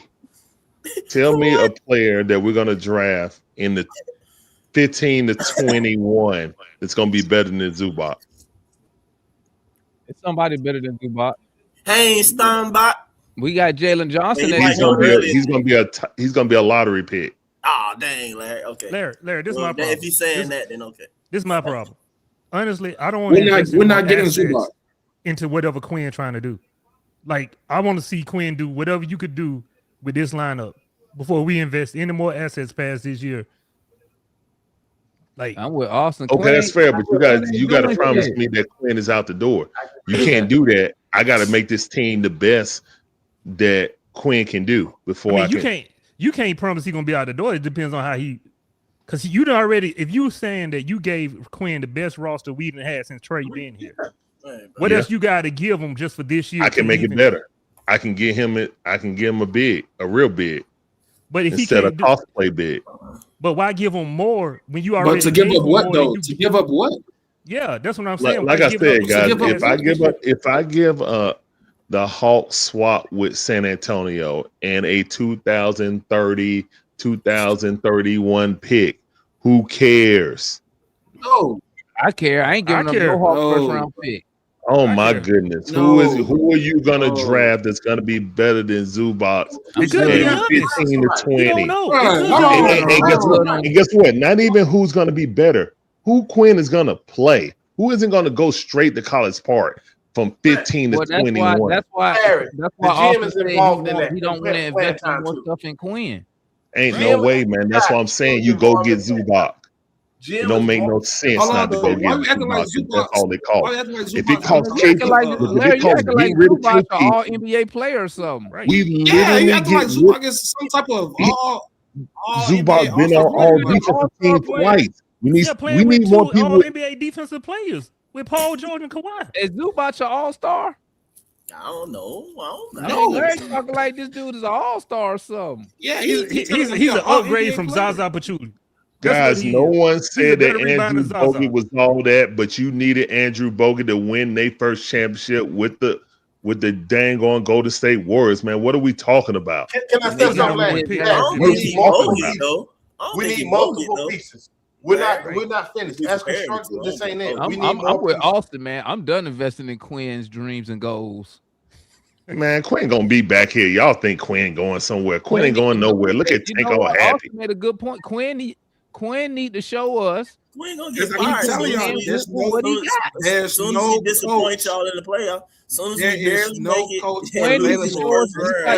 everybody get up here and say, if Trey want that money, he got to show us. The coach need to show he can win. I'll go get Southwest the Cab coach. He's better. There's no coach. Now, Larry. Larry. Yes. We have for the past 2 to 3 weeks watched Quin, as you guys term it, trick off games with stupid decisions. Wow. Is this okay? Hey, because roster, yes or no? Say what now? Is this a championship roster? Yes or no? At least a second round. See, I don't know, but I don't know. It's not a roster. I don't know. With Trey, They haven't been faced with a championship task yet. This is the conference final roster when Trey get back. No, it ain't. No, it ain't. I can't say either way. I can't say either way. Not conference. If we get Zubac, I can't say either way. But I do know this. I do know this. You don't have a championship coaching staff. I know that. I know that You too. definitely don't. John, I know that. told y'all that from day one. Though we don't have a championship coaching staff. We don't have a conference final coaching staff. I told you these jokers. Your coaching staff not even. I mean, Quin is what, a second round guy. Hey, Tank, what is Quin record? You thought OKC coaching staff was a championship coaching staff before they won the championship? I thought he was better. No, I didn't. Okay, then. Oh, you got to win it first to be a coach, a championship coaching. How long? Hold on. Tank, OKC this is not a chicken and the egg argument. Hey, you got to win it to be one. You got to win it to be one. You just ruined your own argument. You did. How long has he been in the league for? Like what? 4 years? Quin been in the league for what? 10 years? Like, stop, man. Yeah, that's two different things. What are we talking about? This ain't no new coach. What you mean? Quin ain't no new coach. Yeah, he already got a track. I never said he was a new coach. I never said he wasn't a new coach. But I'm saying you comparing him to someone. Okay, now what? Stop. Oh, all right, now Tank. I'm saying what I'm saying. Mark Daigneault haven't won a championship until last year. Nobody was saying, "Oh, Mark Daigneault won one before Quin could, with less time." He also ain't show you that. What a better team. He also didn't show you better teams, better players. He developed them. Better teams, better players. He also didn't have a little history they got better players. A prior team of not doing X, Y, and Z. So that's the thing about it, though, man. That's the difference. Quin has a track record already out there of being a loser. Going back to he a regular season front runner and he a playoff loser. I've been telling y'all that for 3 years. You can't be out here trying to ask multiple questions, bro. We one thing, all right? Quin got history, all right? Because let's go back. Let's go back to like he cared. Let's go back to Barlow. Barlow looks like a whole different player. Now, okay, and now this is the question that I've been asking. Who do we have at College Park that's a king maker? That's a player maker in the coaching staff down there. Who is it? Who is the development? I like our development team down there. What are you trying to get to, John? John. Who are they? John, I like our development team in College Park. Are they bringing rings? Do they have any other success stories besides these No, they don't, John. Who's about to be eclipsed by Asa Newell just coming out of high school? Moji, so they don't when get in the history of the Hawks have we attracted anyone outside of Coach Bud that came in here who had rings? Man, no.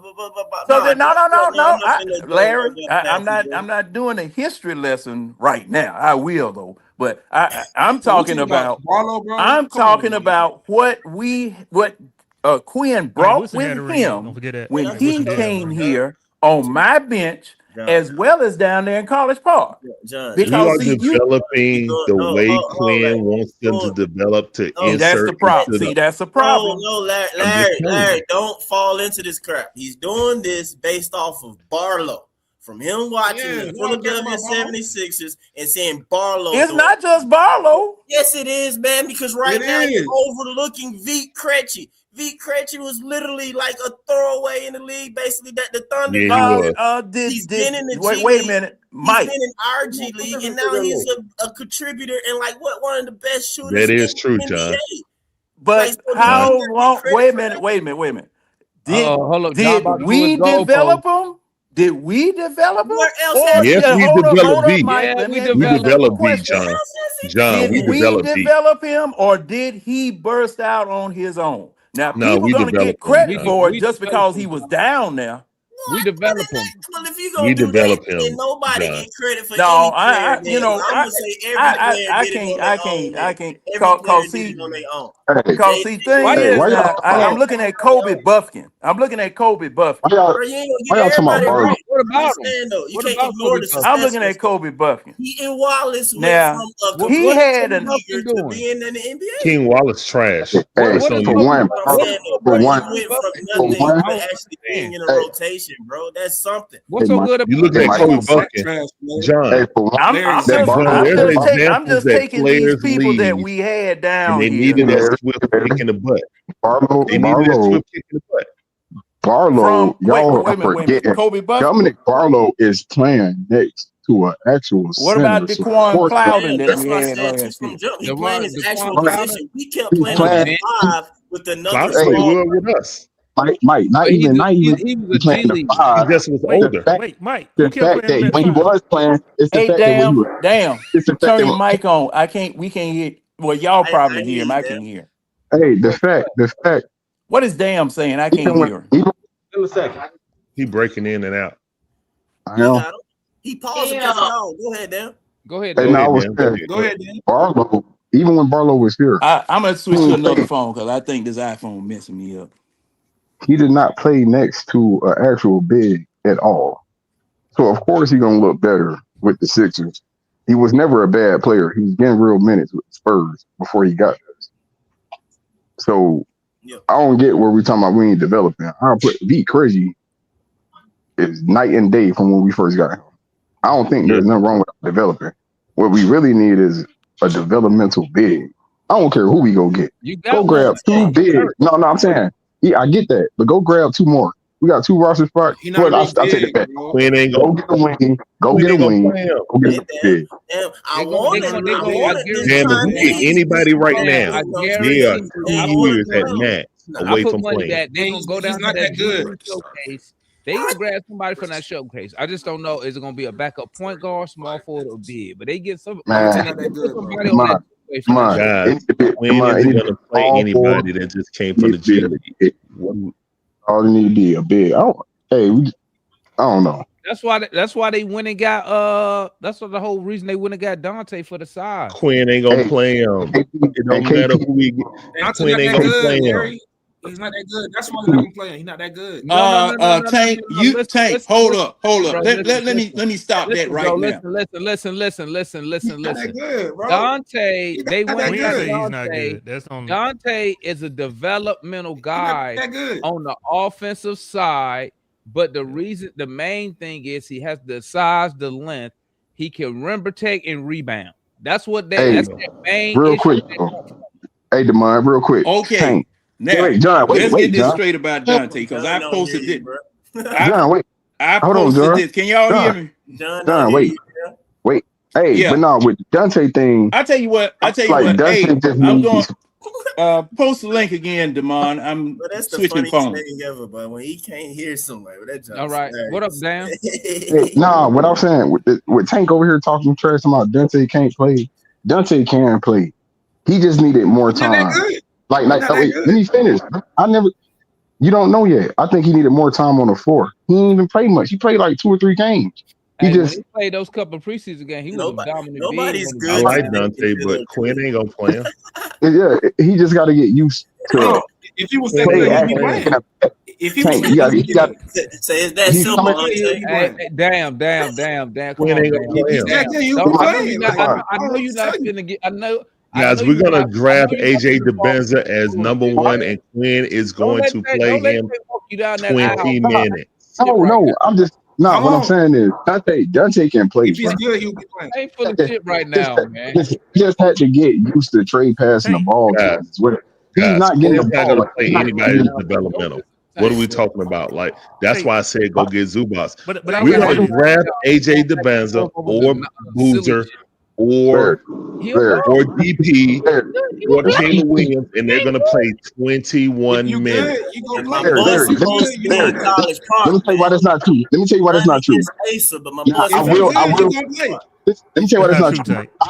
I'll tell you why it's not true. I give Tank a little bit of credit to what he was saying. Maybe listen, because Donovan Mitchell was a rookie and he started for goddamn Quin Snyder. Thank you. So Yeah, maybe that's there's the only something. one. He had no choice. Thank you. No, it's not. Hold on, Larry. Hold on, Larry. Let him finish so I can go after damn say what he say. Let him finish. It's not about not having a choice. Utah's in a different position than where Atlanta was in the position that we're in. Maybe he sees something in Zach that we're not seeing, that he's not ready to play, or maybe he's looking at the fact that we're trying. Maybe we're in a point where he's looking at we're trying to win. As far as when he had Donovan Mitchell in Utah, they were just kind of in a limbo state. Exactly. So it's not the fact that he's not going to play young players. We're in a total different landscape deal of Utah when he got an actual productive good rookie. He played him. Now if he get AJ DeBassa, a Darren Peterson, I'm out on Boozer. I just don't see it. I'm out on him. But if he get one of them, way, man, the team is when it happens. Let me finish. The organization is gonna make them play him. The organization gonna make them play him. Regardless, even if y'all feel like they made him play Zach. He didn't want Zach, so he's gonna play. I gotta tell y'all, he didn't want Zach. I don't think that's true. I don't think that's true. Go off of y'all. Let me get in right quick, Mike. Let me get in right quick. Here's the Okay. thing. We can have a wonderful system in the G League that can develop players. It doesn't matter if you don't have a coach who's going to play them when they come up. And what we've seen and what they saw in Utah and what we've seen also is that the organization has to make Quin play young players. That's not true. The organization has to make Quin play young players. True, but not true. It's not true.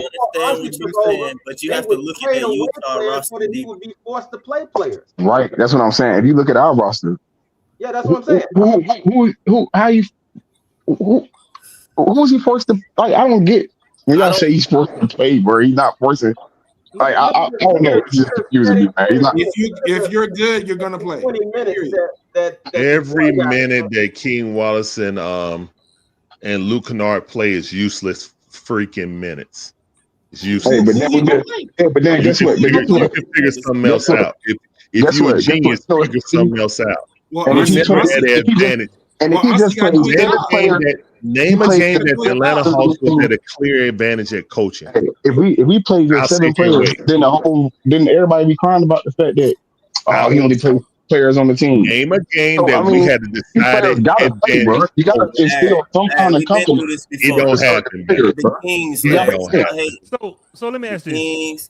Out of our record, how much better or worse do you think our record would be if Asa played 10 minutes a night? That's not happening. No, but I'm just saying. If he played 10 minutes a night, do you think we have a worse record? I don't think it'd be worse. I don't think it'd be better either. I don't think it'd be better either. There are great coaches who know how to compete and still get their young players 10 to 15 minutes a game. But I would say we have too many of the same type players. Asa, Mo Gay. We got too many of the skill set, and like we don't have no physical dominant paint player. You ain't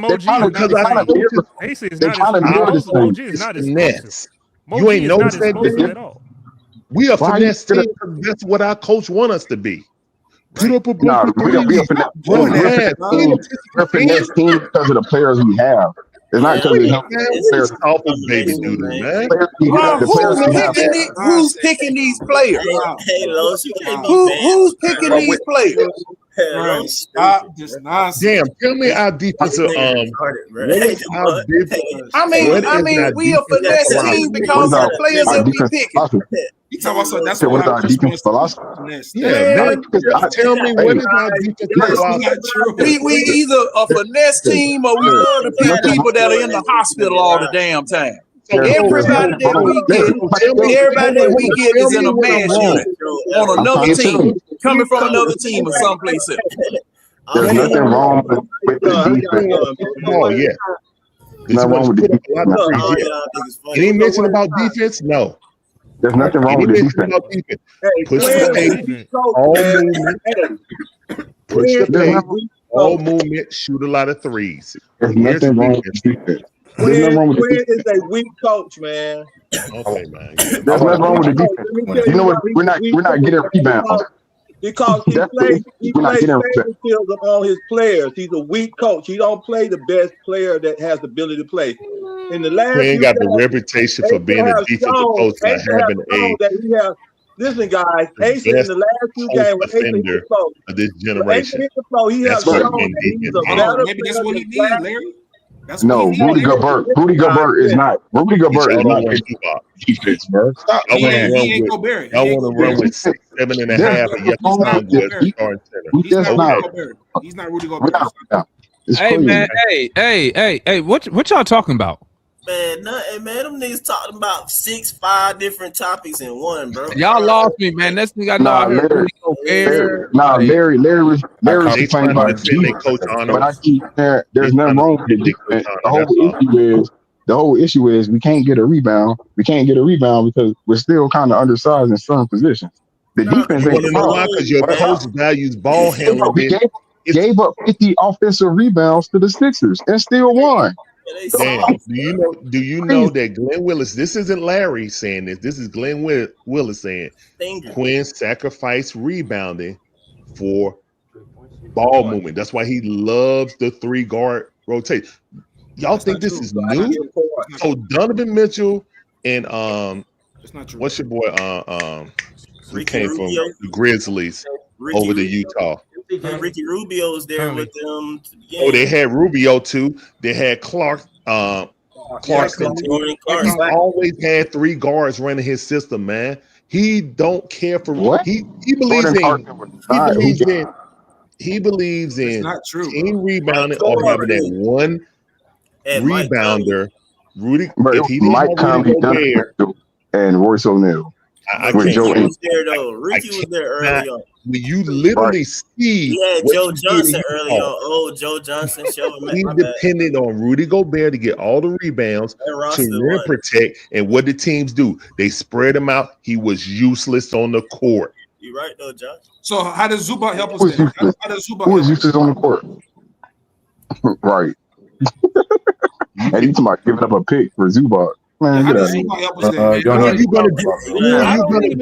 I don't know. Who you gonna Y'all draft between 15? trying to move any of our Again, man, who you gonna draft? Team between 21 and 15 that's gonna be better than Zubac.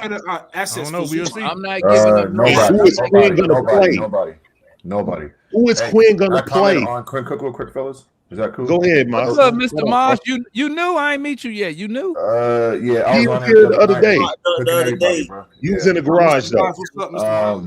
I was in the garage. Okay. Yeah, you didn't meet him. You didn't meet him. No, he didn't meet me. Listen, Quinn's a cool coach, but he reminds me more of a college coach.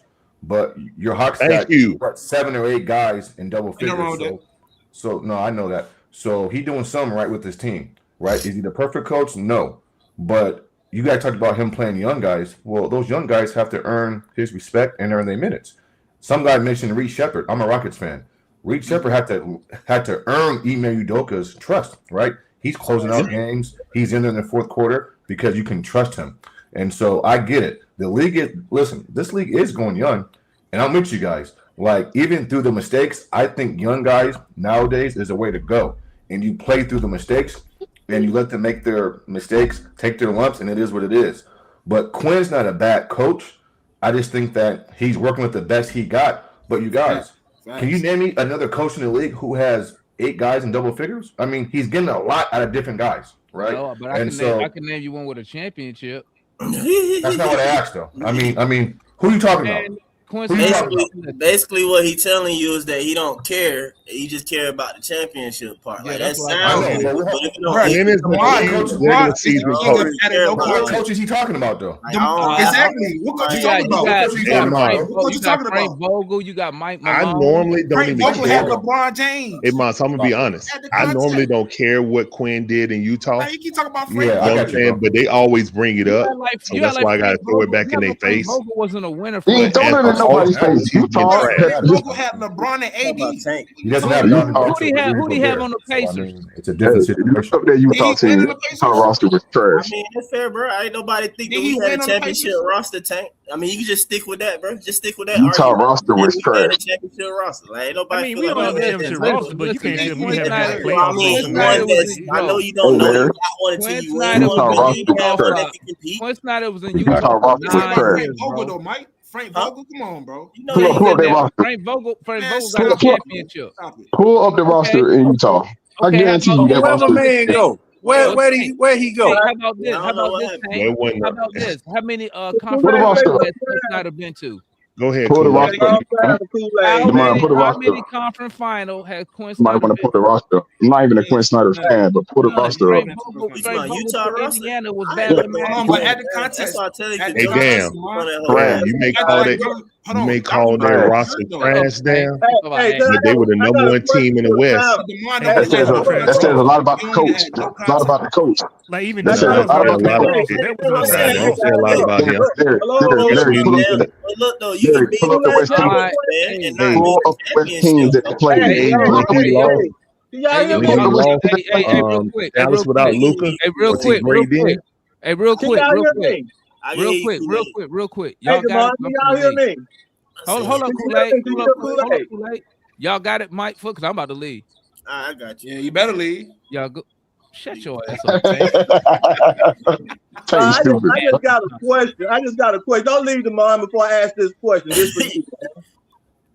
What up? Y'all ready? Everybody on the panel, do y'all think Coach Quin could take us to a championship? Hell to the no. No, not with this team. Yeah, I think so. Period.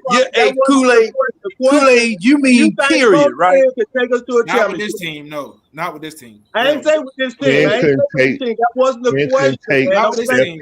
If he had a better team, do you think Coach Quin can coach us to a championship? Yes or no? Yes or no question. Yes or no question. If he had a superstar, hey, y'all gotta go in order because everybody can't. Kool-Aid, you gonna let them answer or what? No. Go ahead. I thought they had through answer. Go ahead and answer it. Yes or no question. Yes. Yes, no. You know my answer, no. Mike? I ain't finna give you no one word answer. So I'm gonna tell you why. Oh man. Okay. Getting long-winded. I don't believe but I don't believe that Quin emphasizes defense enough, man. So in my opinion, no. I don't think that he, you know what I'm saying? I don't think he ever gonna take that and hold his players all the way accountable enough, in my opinion, to be a championship coach. We already know what Tank gonna say. This team not good enough, but he's a great coach. Go ahead, Tank. Yes, you need a superstar to win championships. So yes, if he had a superstar on his team, yes, he would win a championship with the Hawks. So Mitchell wasn't a superstar? You said who? Mitchell and Gobert together, they don't equal a superstar. That roster was trash, man. Pull the roster up. Please pull the roster up. Donovan Mitchell wasn't no superstar. Hey, Tank, you got a man he was on the rise. He was on the rise. Yeah, he was on the rise. He was on the rise. Bro.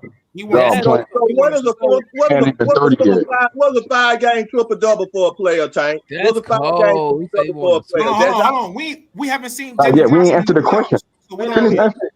Larry, what do you think? Yes or no, man? Go ahead. We haven't seen Jalen Johnson in the playoffs yet, so. I don't think he can. No. Go ahead. Who next? I say, yeah. Quin Cheeks.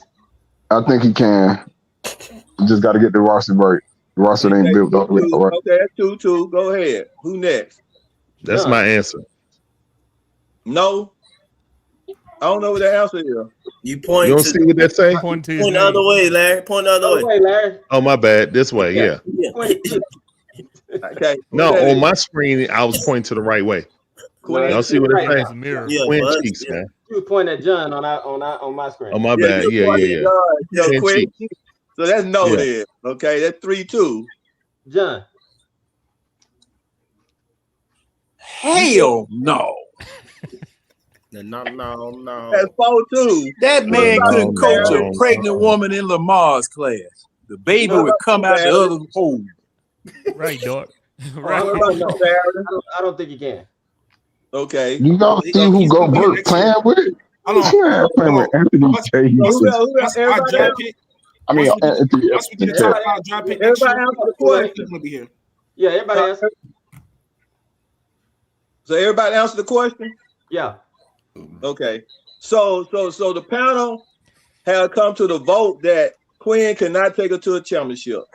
So why are we going to hold on to a coach that's not going to take her to a championship? Because we're in the office. Well, that's just our unofficial poll here, Kool-Aid. We can't fire him. Kool-Aid, we not in the organization, brother. We not, we got Phil Jackson to take them to a championship. That's the reason why the Lakers had Kobe and Shaq. Phil Jackson was a champion. Phil Jackson. Phil Jackson was a champion when he got Jordan.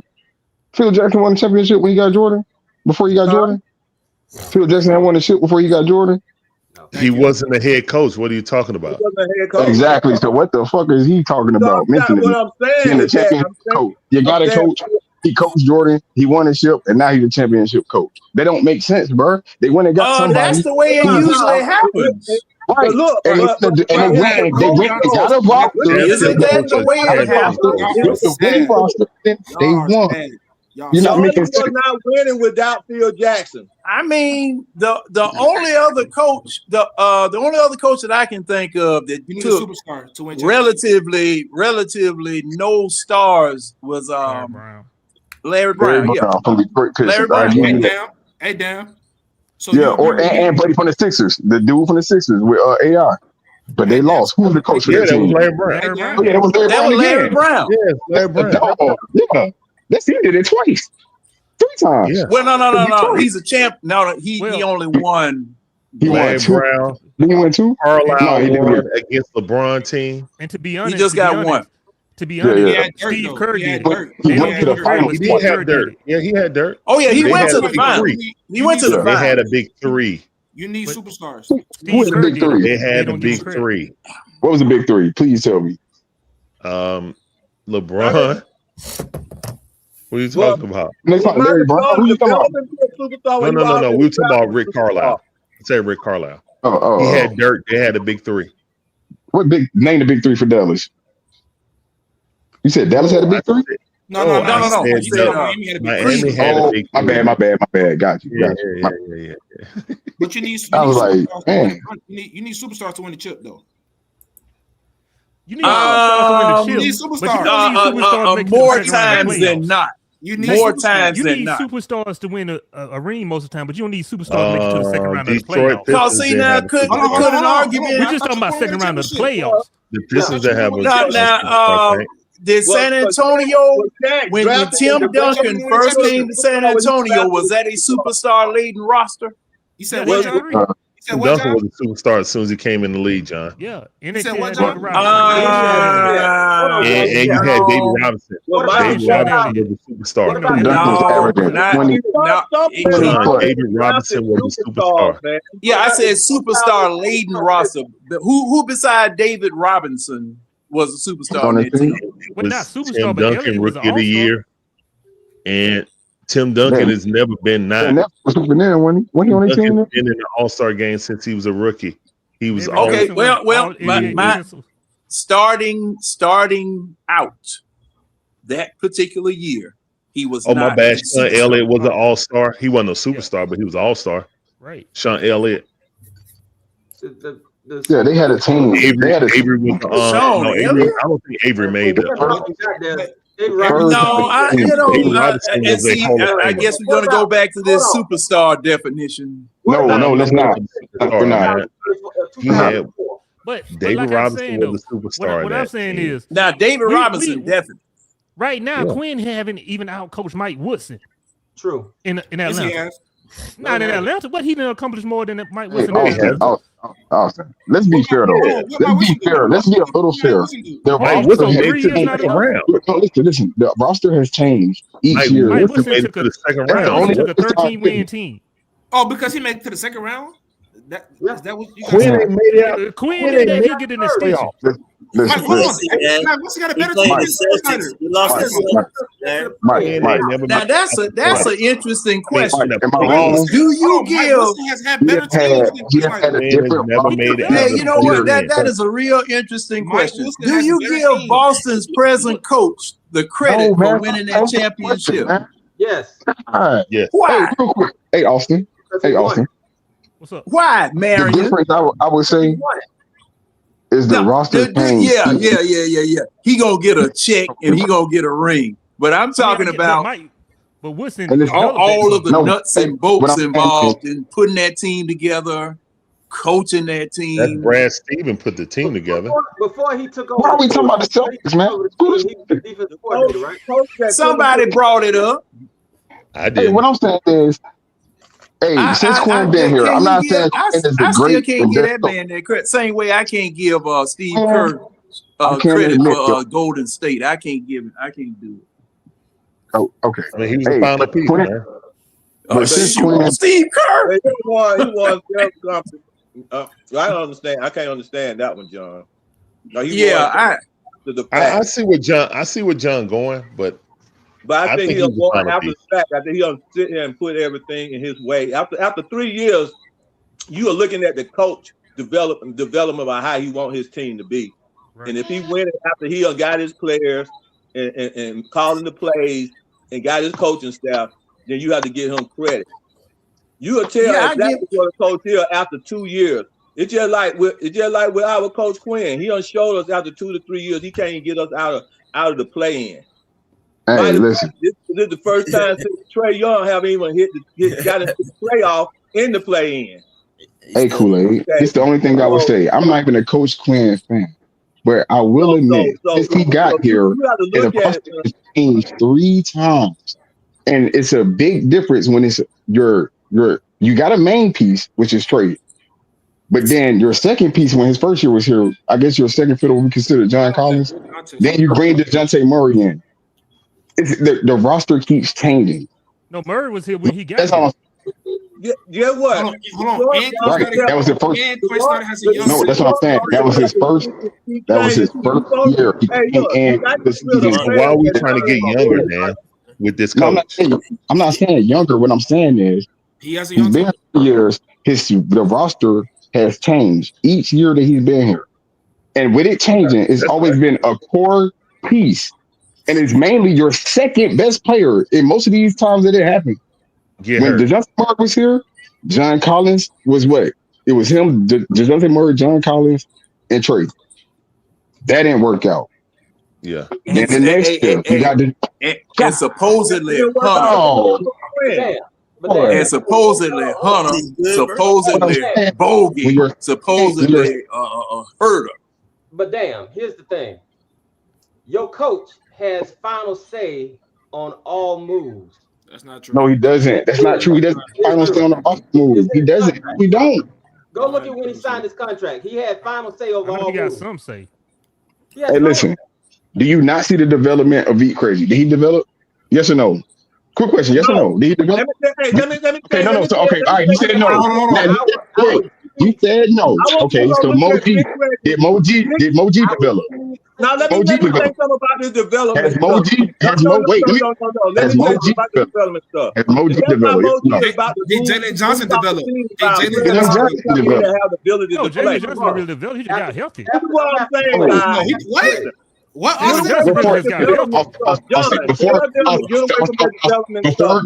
Snyder got here, AJ Griffin was getting AJ Griffin was getting all the minutes. As soon as Quin Snyder got here, he flipped that. AJ started going to the bench, and Jalen Johnson started getting those minutes. What are y'all talking about? Because at first AJ was getting most of he was a 9th, 10th man until Quinn got here. Now look what Jalen. But your boy, what's his name? Mike Wilson was playing him. Whoever the hell was not Mike Wilson, Nate Miller was playing him. Nate McMillan was Hey, Nate McMillan was playing JJ too. I'm not arguing. No, he was not. Yes, he was. No, he was not. He didn't know what Yes, he was.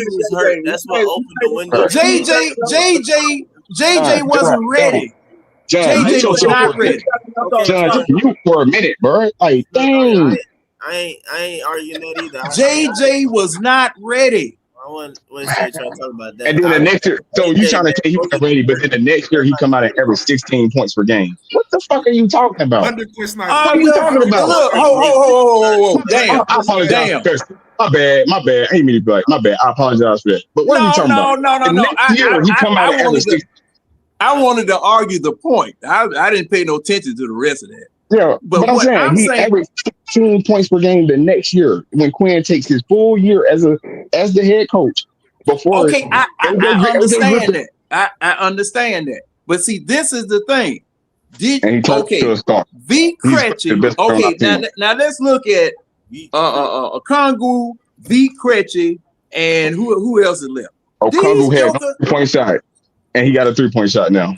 Yeah, see, that's what I'm saying. It happened. Out of position. Look, hey, damn! It happened in one off season. These people were not shooting. These people were not shooting like this last year. It didn't happen in one off season.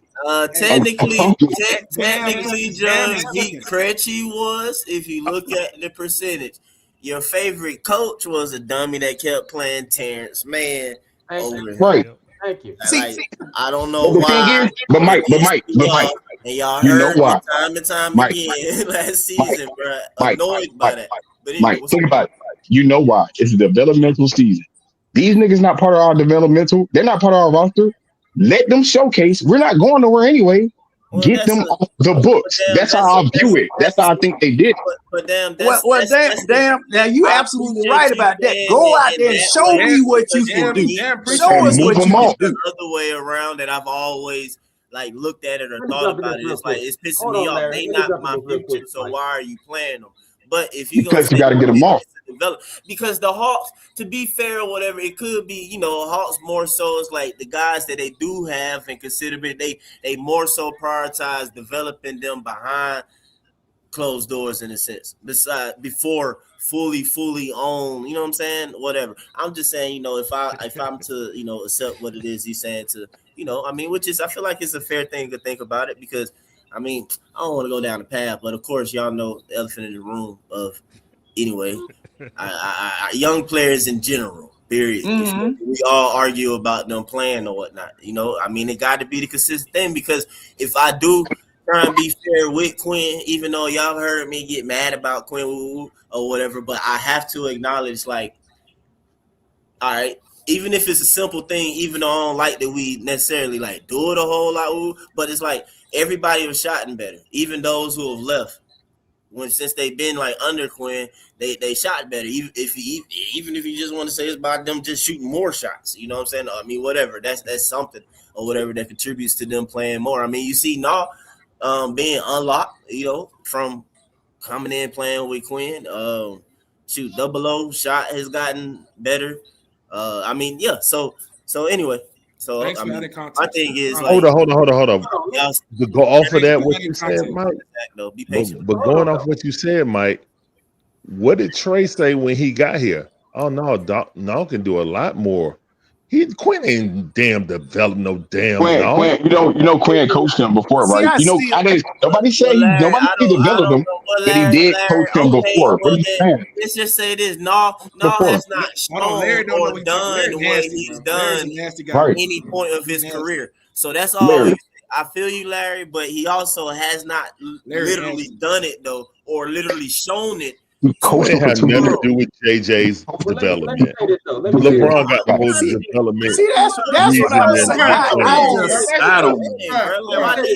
I have no evidence to back it up, but it's just a feeling. It's just a feeling. Training with in the offseason. He's training with Quin or LeBron. Stop. Hey, so when he came, guess what? His third year in the league, though, he was putting up 16 points per game, and he wasn't training with LeBron. He wasn't training with LeBron at all. The last year, go look at LeBron Instagram. He's been training with this kid for 3 years. That's 2 years, buddy. Larry, you saying Quin has LeBron said 3, so maybe he ain't old in age, and he said 3 instead of 2. Either way, 2, 3. He been training with LeBron. Larry. They ain't got nothing to do with stinking ass Quin. Hold on, Okay, Larry. So other coaches get credit for developing players, but then when you get it done in our system, they don't get the credit. Another outside system get the credit for. That's what you're doing. Man, But let me say this, man. Hold on. Let me say, Mike. Bro, you a Quin hater right now. You a Quin hater. Right. I will give him I'm not even a fan of. I'm not even a fan of Quin. emoji. That's real nasty. Man, y'all talk to I will Mary. give him the Kratom emoji. You can have that. All right. And you got to trade off ball. Here's my question for y'all. He ain't And going to. How he developing Zach? Look real good, don't it? Larry, I mean, Zach is not good. No, Zach, man. Hey, man, I'm about to you say that. bro. Come on now, Tank. Now, how you? Now, when Zach come out and start, I can't agree with that. You're gonna say I can't agree with that, Tank. So Zach good, bro. Zach gonna be fine. Zach gonna be straight. Be fine. I like Zach. Hold on. Quinn look at the play sheet and be like, he's not good right now. No, he is good. No, he's good. He's not good. I'm not talking about you don't sit your I'm talking about right now. Zach try to do right now. Don't clean that up, bro. That's what I meant. That's what I meant. Don't clean that up, dog. Just stand on what you always say. He's not good right now. I've been saying that. You stand. Hold on. Has Zach been good? Yes or no? Has Zach been good this year? Yeah, Zach is fine. Hold on. Has Zach been good? Yes or no? Hey, man. Yes, He has not been good. I'm gonna answer your question. He's not been good. Now, Marion had a question. With the exception of Trey, Zach has had the best 2 years we didn't have since when? He was good last year. If you want to say last year, with the exception of Trey, Zach has had the best first 2 years of his career since. Hey, Austin. Hey, and what y'all fail to realize, I think the plan also is, say hypothetically we do move off Trey, I guarantee you next year Zach getting hella minutes because now it's kind of. No, you laughing, but you laughing. You're laughing. Hold on. But the thing is, listen, hear me out. Listen. The team, Tank, wait. The team is younger, and then if you move off Trey, your expectations of winning the ship or trying to compete for a championship it dwindles more. You push it off. Now it's more development. I guarantee you, Zach plays way more. He's gonna play 30 minutes next year. Damn, Trey ain't been here. What are we talking about? Y'all acting like Trey been here. Trey ain't even been here. And Zach is still sitting his ass in the corner. What are we talking about? Larry. Zach get his spot took by AJ. AJ. Zach getting his spot took. Nah, Zach get his spot. Darren Peterson, bro. Hey, man, y'all niggas stop with all the triggering. Mark, whatever you be saying, bro. Hold on, Mike. Is that sentence, bro? It's like you gonna spark some random stuff. Hey, go ahead, Mary. Bro. Y'all acting like Trey Young been here. Y'all acting like Jalen Johnson and DeAndre Hunter wasn't.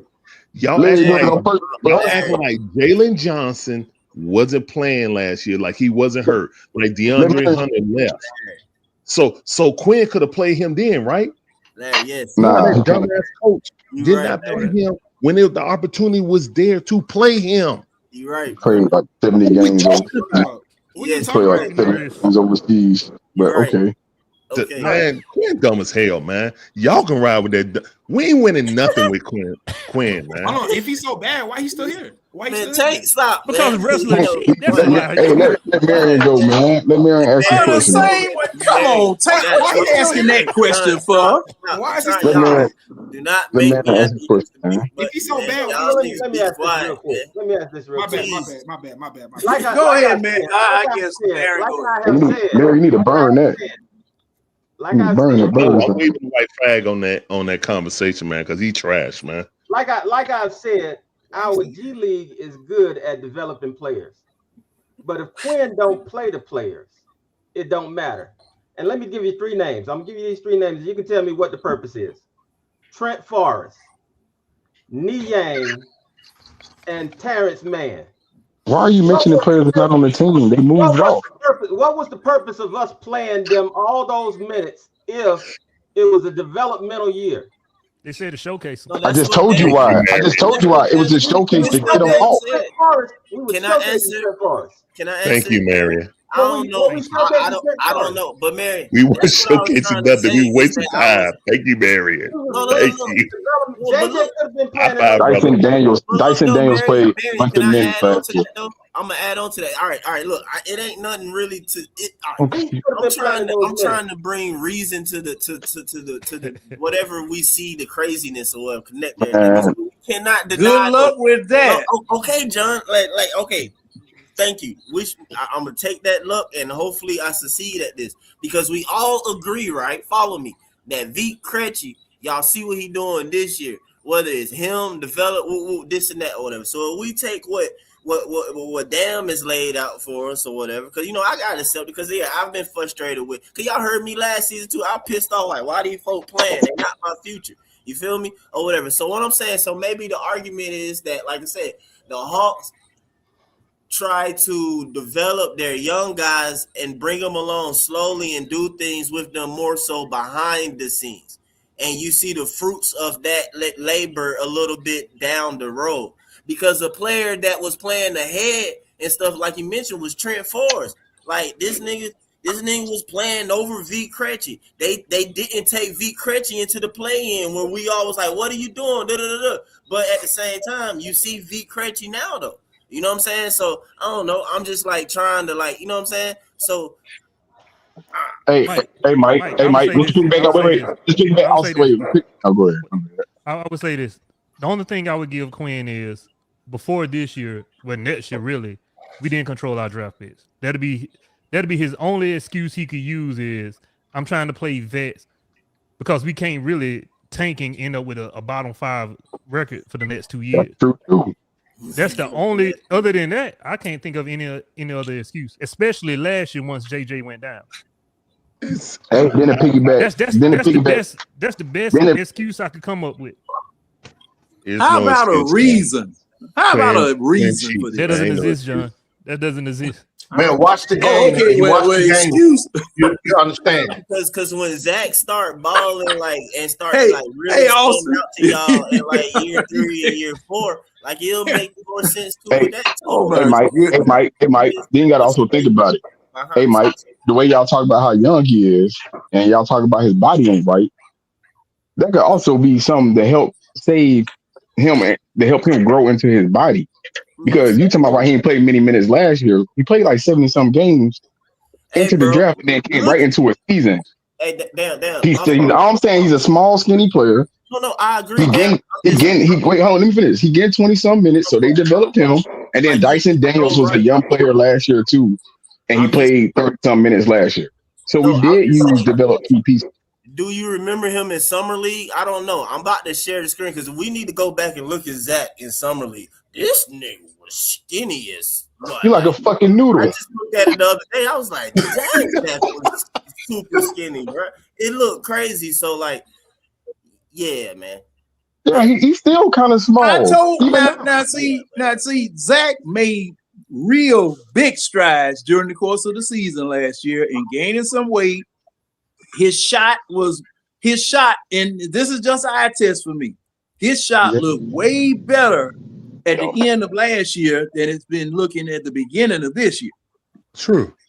Now this developing that we are all talking about right now, y'all correct me if I'm wrong. I'm thinking that, all right, toward the tail end of last year, you were looking pretty good. With a summer of further development, you are supposed to look a little bit better starting off this year. Okay. Plus, didn't he play in something this past Eurobasket? Yeah, he did. Okay, yeah. He played Eurobasket. Now, my problem with that is that all the development that we gave him here that we were paying for because he was playing for us. He went and played in this Eurobasket situation, and now he's come to us looking weak, tired, not able to shoot or whatever. Now, Sunday it was a little bit more encouraging because he was hitting some shots Sunday, and he was looking more confident. All right, he might be coming out of his quote-unquote slump. John, maybe you got to get used to his body now because he's lifted weight. His body type thing, he got. It's a change with the shot, bro. It's gonna take time. He didn't put on extra weight. No, I'm saying he put on extra weight. But did he do that during the summer? It's gonna take time. Yeah, he did it during the summer. It's gonna take time. And did he lift during the summer after he got back or before he went back with this EuroLeague situation? Yeah, John, he has a handler that lives with him. Handler, bro. What the? It is a handler. He has a handler / trainer. My nigga Yang got a handler too. Lives with him. Bro, that's crazy. It looked like they dropped the handler dropped it. About that, man. I would say this about Zach. He got a handler, bro. That shot was good until he took that fall. It's a funny name, bro. Hey, what was that, Austin? I'm saying that shot was pretty good until he took that fall. He said it's like and see, you know what? Now that fall, man, you're stupid, man. Now that fall, it make you 10. That fall was bad, man. And you know something? Yeah. That's a good point, Austin. Now that fall that he took, he fell 9 feet. Man, what if Zach is just like? What if Zach is like Trey? What if Zach like Trey? He just has a slow start to the season. What if he's just a slow starter? I mean, but he wasn't. I mean, it's still kind of early. I'm just saying, it's still kind of early. He's a slow starter. Don't compare to Trey, please. I mean, Trey, he's a slow starter. I mean, somebody compares on our team. Slow starter ain't no excuse, bro. He wasn't. Wait a minute. Has Trey always been a slow starter? Has Trey always been a slow starter? Yes. Every season he started off slow. Yeah. Not always. See, I don't, I think after DeJounte Murray came here, and Trey bagged off, as far as scoring is concerned. Trey would come in and average 25 and 9. Lead off the first half with 20 points. Yeah, but before we went to the Eastern Conference Finals. When we say slow, when we say slow start. When we say slow start, talking about shooting percentage numbers, not his points. I don't care if you got 20 and 10, but you shot 28. Well, you talking about? Well, see, now. Let me finish. I'm talking about the percentage. He is a scorer. He scores in different places. Kool-Aid. Trey still has moments throughout the season. In the beginning of the year, right? He might average 20 and 10, but his shooting numbers might look 39. And 33. And then let me finish. And then he might have a stretch in December to February where he's shooting a blistering 45 and 38 from 3. He has those moments where he has a long stretch where he's shooting great and the numbers and the assists look good. That be my only issue with Trey. It's like if you can find a balance where he can be efficient nightly. Because it's too volatile. He's very volatile. I know he's volatile, but it's very volatile. He's efficient with the points on the board. The point is that he's efficient with the points and assists on the board and on the record. He's not. You win by points. He's not efficient. You win by points, not by stats. Turnover ratio. You win by points, not by stats. Now to Kool-Aid's point. No, Kool-Aid's point wrong because hold on. To Kool-Aid's point,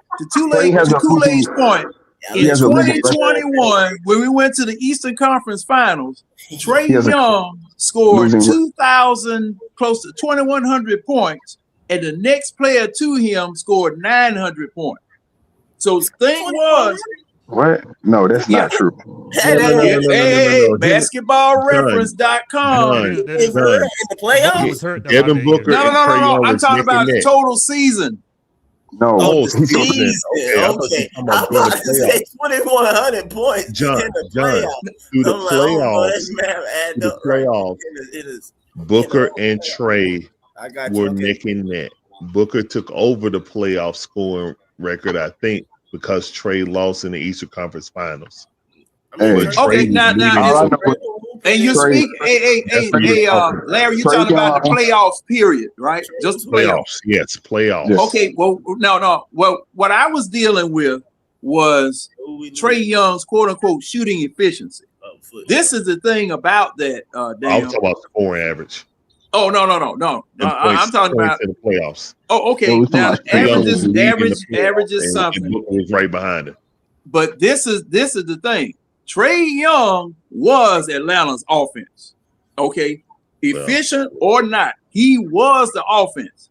Nobody. This man scored 1,000 more points. He scored 1,000 more points than anybody else on the team. So whether it was efficient or not, the team. Okay, I got you. Now, let me answer. Let me rebuttal to that. And what you're saying shows the record shows it. He's the offense of our team, right? He's inefficient. What is our overall? Wait, let me finish. What is our overall record as a team? We have a losing record with him, not a winning one. Trey Young has a losing record in the NBA. You are absolutely right. And you know why you have. Wait, let me finish. So that's what I'm saying. If you can find a balance with his efficiency, because that's wherein lies the problem. He's not going to do anything defensively for you.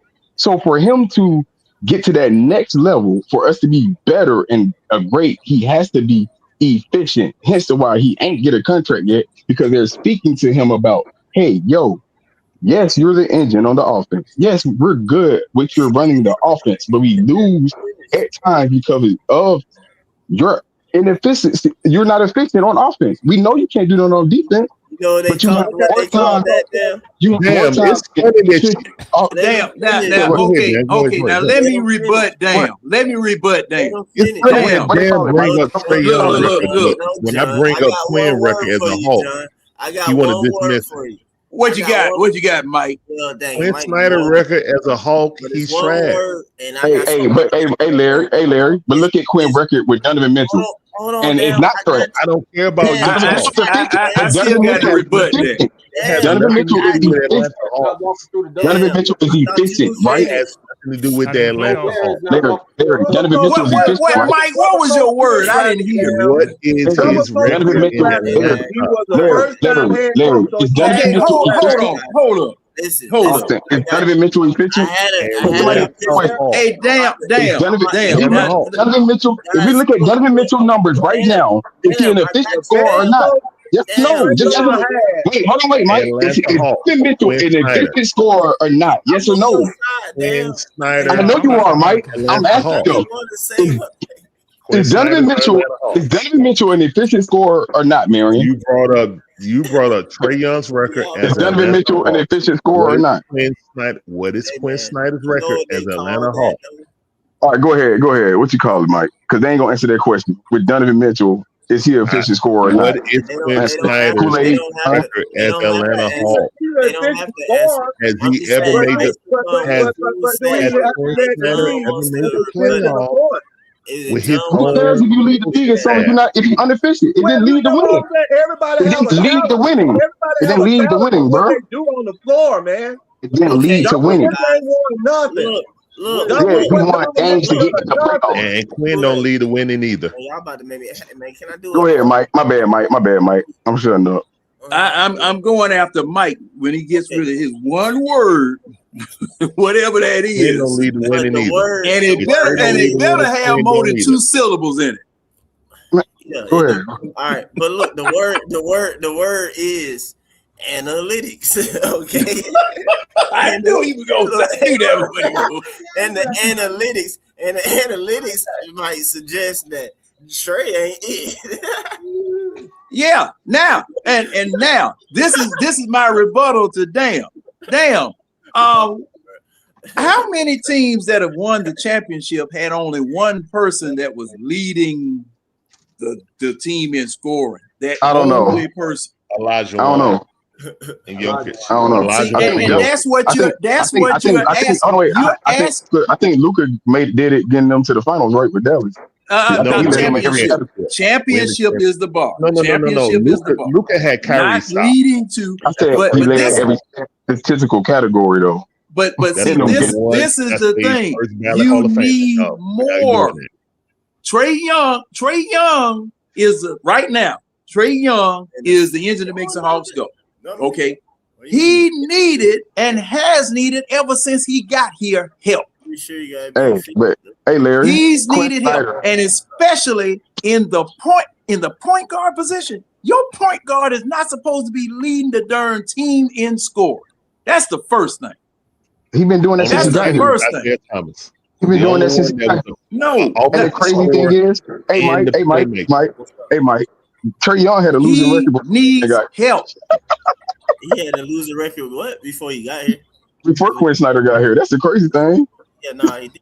And Quin Snyder got a losing record here. No, but I'm just saying. That's what I'm saying. That's the crazy part. Y'all don't want to have the real argument.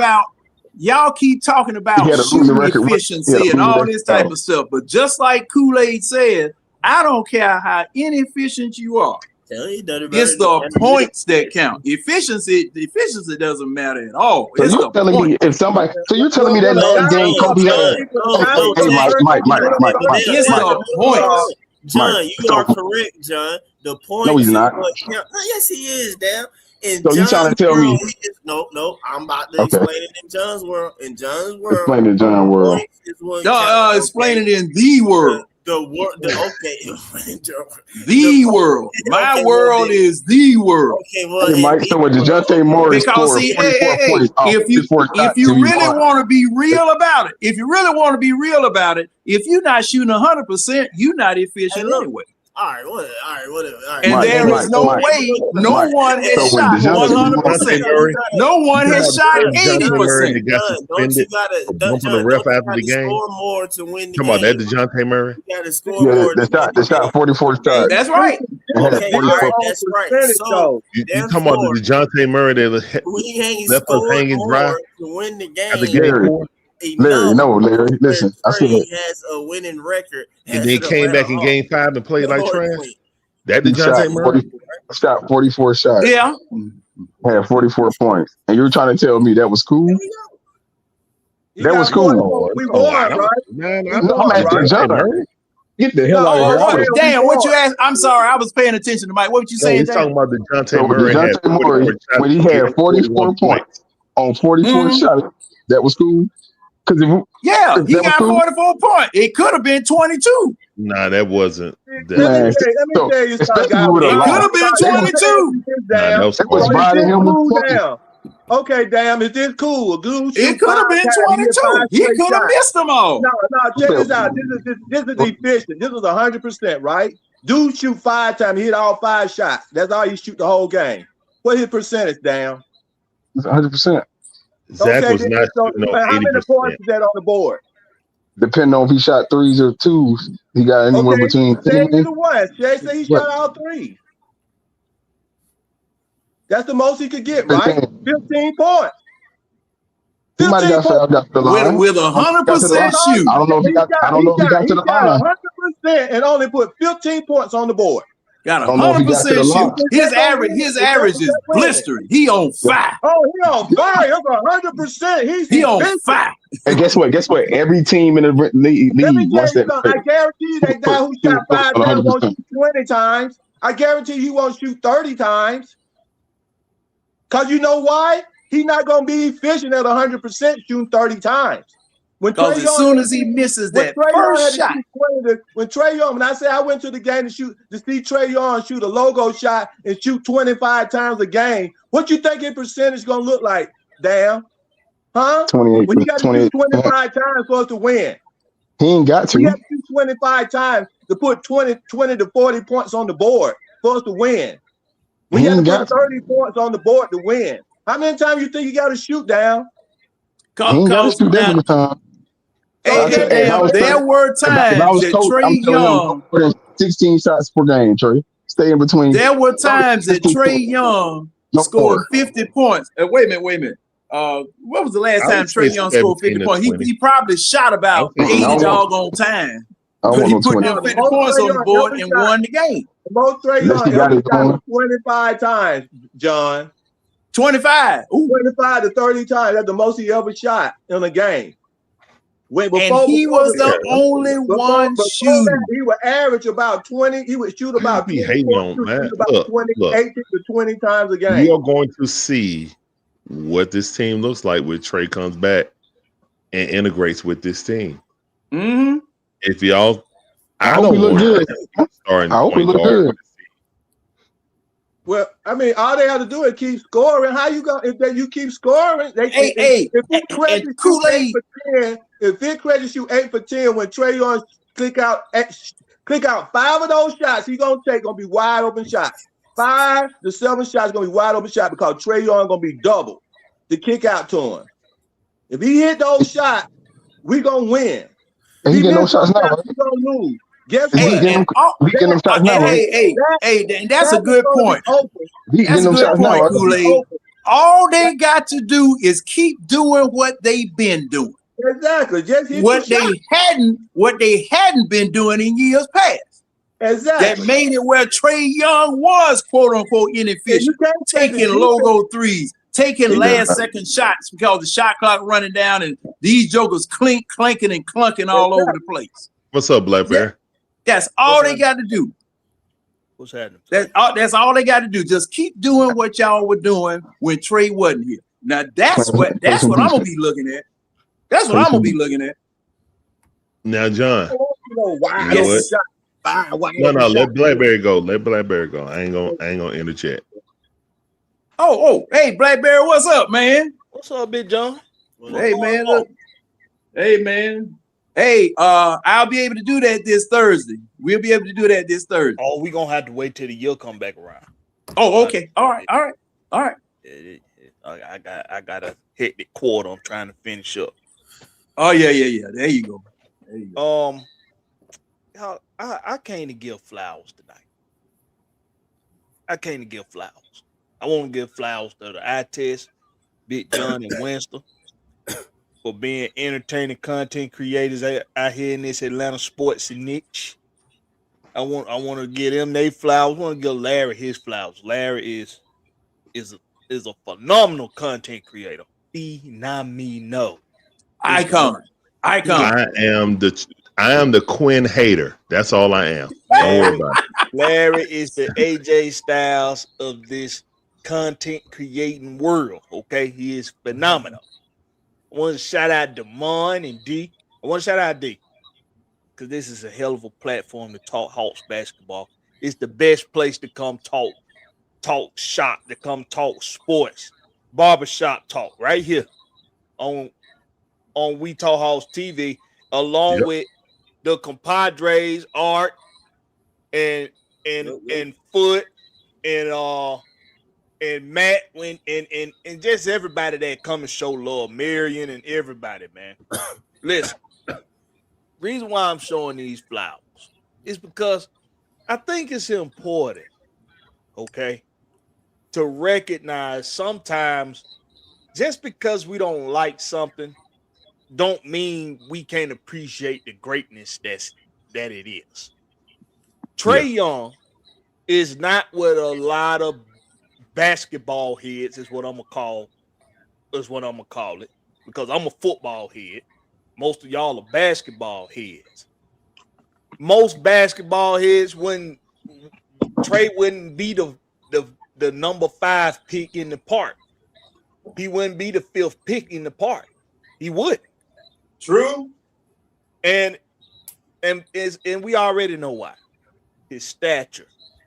And he does the greatest thing that he does, which is his playmaking ability, passing the ball.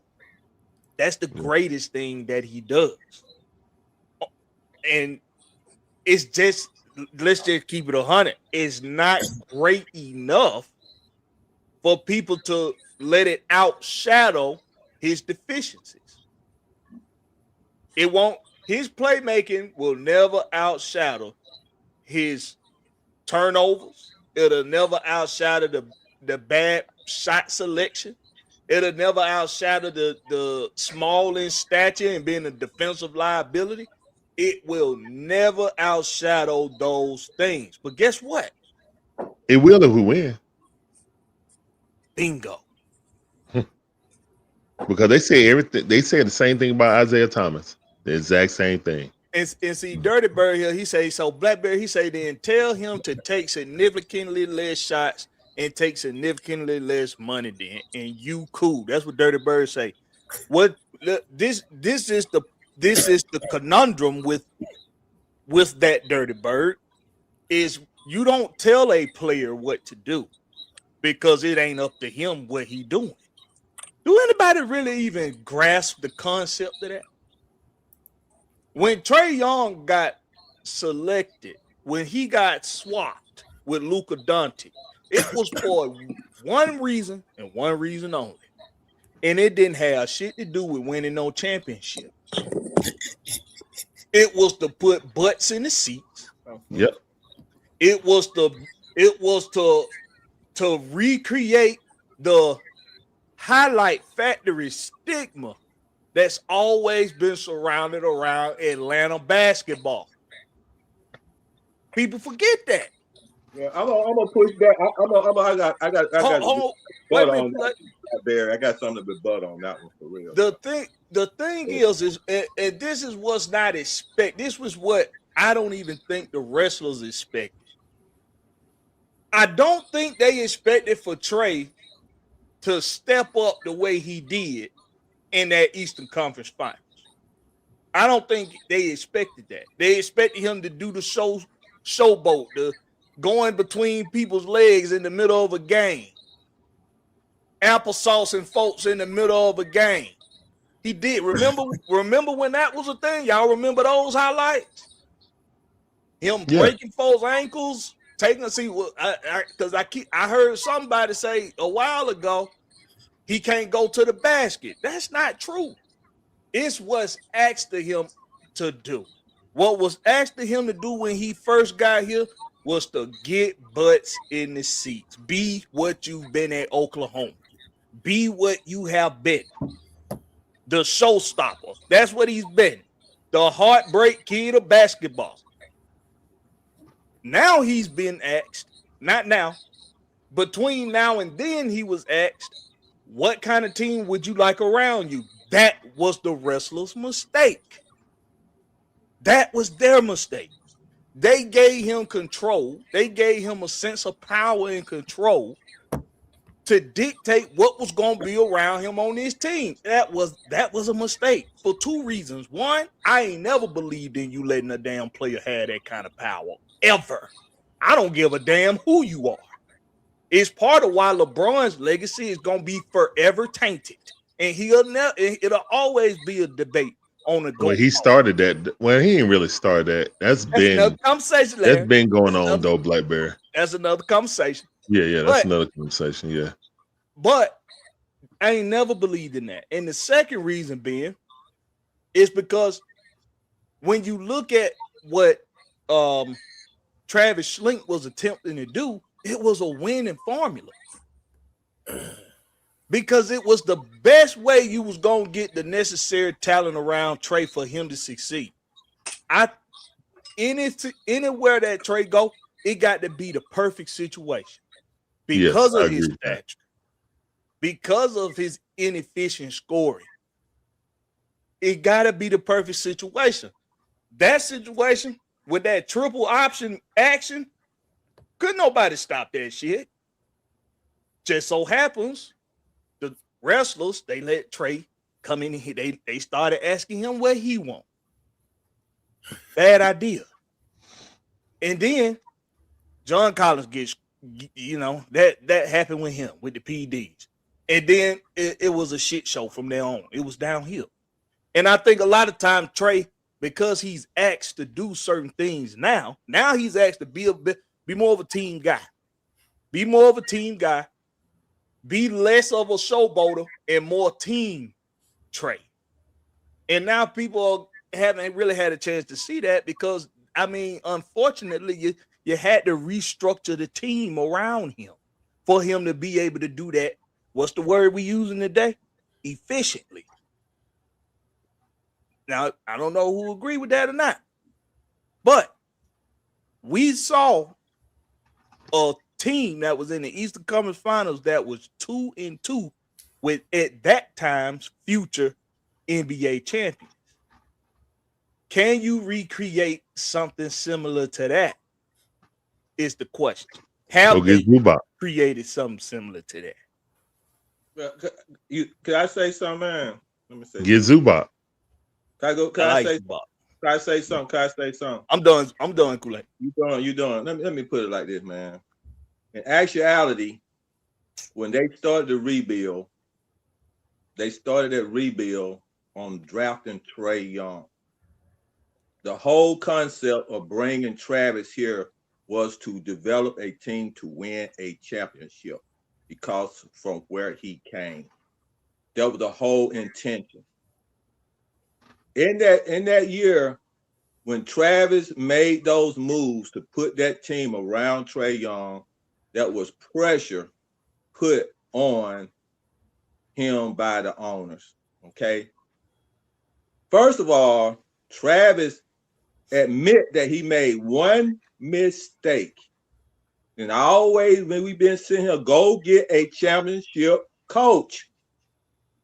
And that one mistake was to get Pierce, a first-time coach, to coach your team that you're supposed to be putting together to go get a championship. Well, he wanted to keep Bud, but Bud wasn't going to let him tank his coaching record. I ain't talking about Bud. I know he wanted to keep Bud, but Bud wasn't going to stay here for the rebuild. I ain't talking about. I'm talking about Coach Pierce.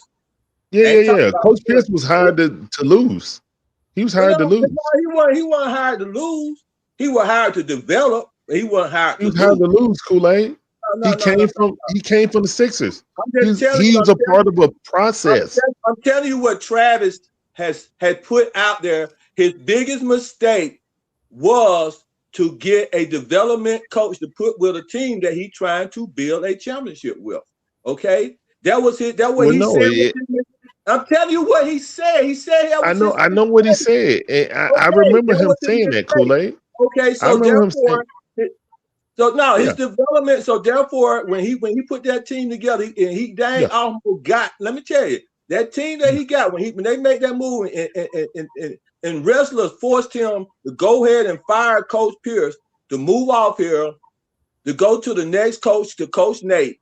In that predicament, that Dunn team was so well put together to win a championship that Nate, all he had to do was step in and put in a little motivation.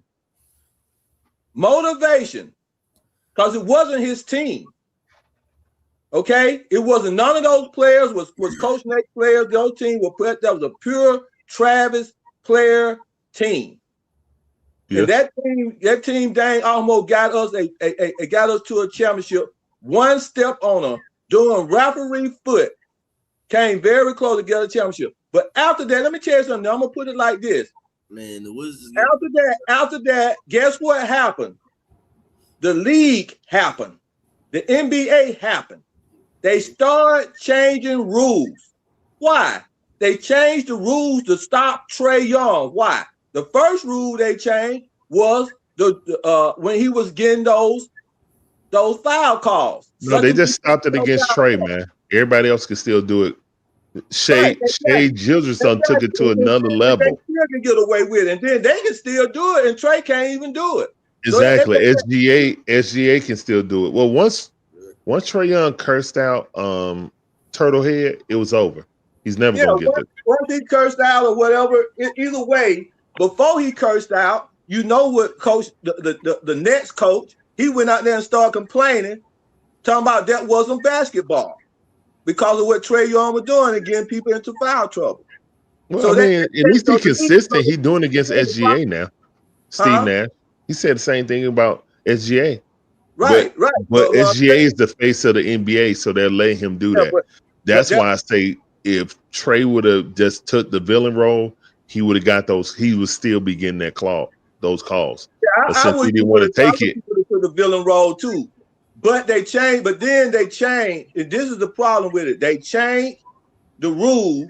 That was the one thing against Trey Young. So it made Trey Young try to adjust his game. Okay. No, they changed it for Trey, man. Everybody else still do it. LeBron jumping to people, get the call. So Trey had to adjust his game on, because a large percentage of Trey's points was fouls. That man would average between 10 to 15 points just off of fouls alone. Just off of fouls. Trey don't get continuation. You're right about that, Kool-Aid. And so that man was shooting, and he was shooting what? About 98% from the free throw line. 94. But yeah, high 90. I mean, mid 90s. So yeah. So he was shooting really, really high from the. So then after a while, guess what? Guess what they do to players when you can't stop them? Everybody around the league start to develop strategies to try to stop the player, and it was and just about every team and every coach start the process of creating strategies to specifically when they play Atlanta Hawks, their strategy was to stop Trey Young. Every team that came to play the Hawks came with a strategy to stop Trey Young. First, I mean, picking him up full court, picking him up half court. After he reached half court, rotate a bigger man on him. So now, as time go by, it was going to get hard for him because what? Smart coaches make adjustments to stop certain players. And dumb management don't put better players around your superstar. And so what happened? So what has happened? Let me just finish. I'm gonna shut up after this. What has happened is that you went from a first-time coach to Nate, who came in, who was a coach who just was a stand-in coach, back to a coach that is not a winning coach. We had not the problem, and we keep trying to tell everybody, even in all sports, you go find me a sports where these guys, these coaches, these teams are not winning with championship coaches.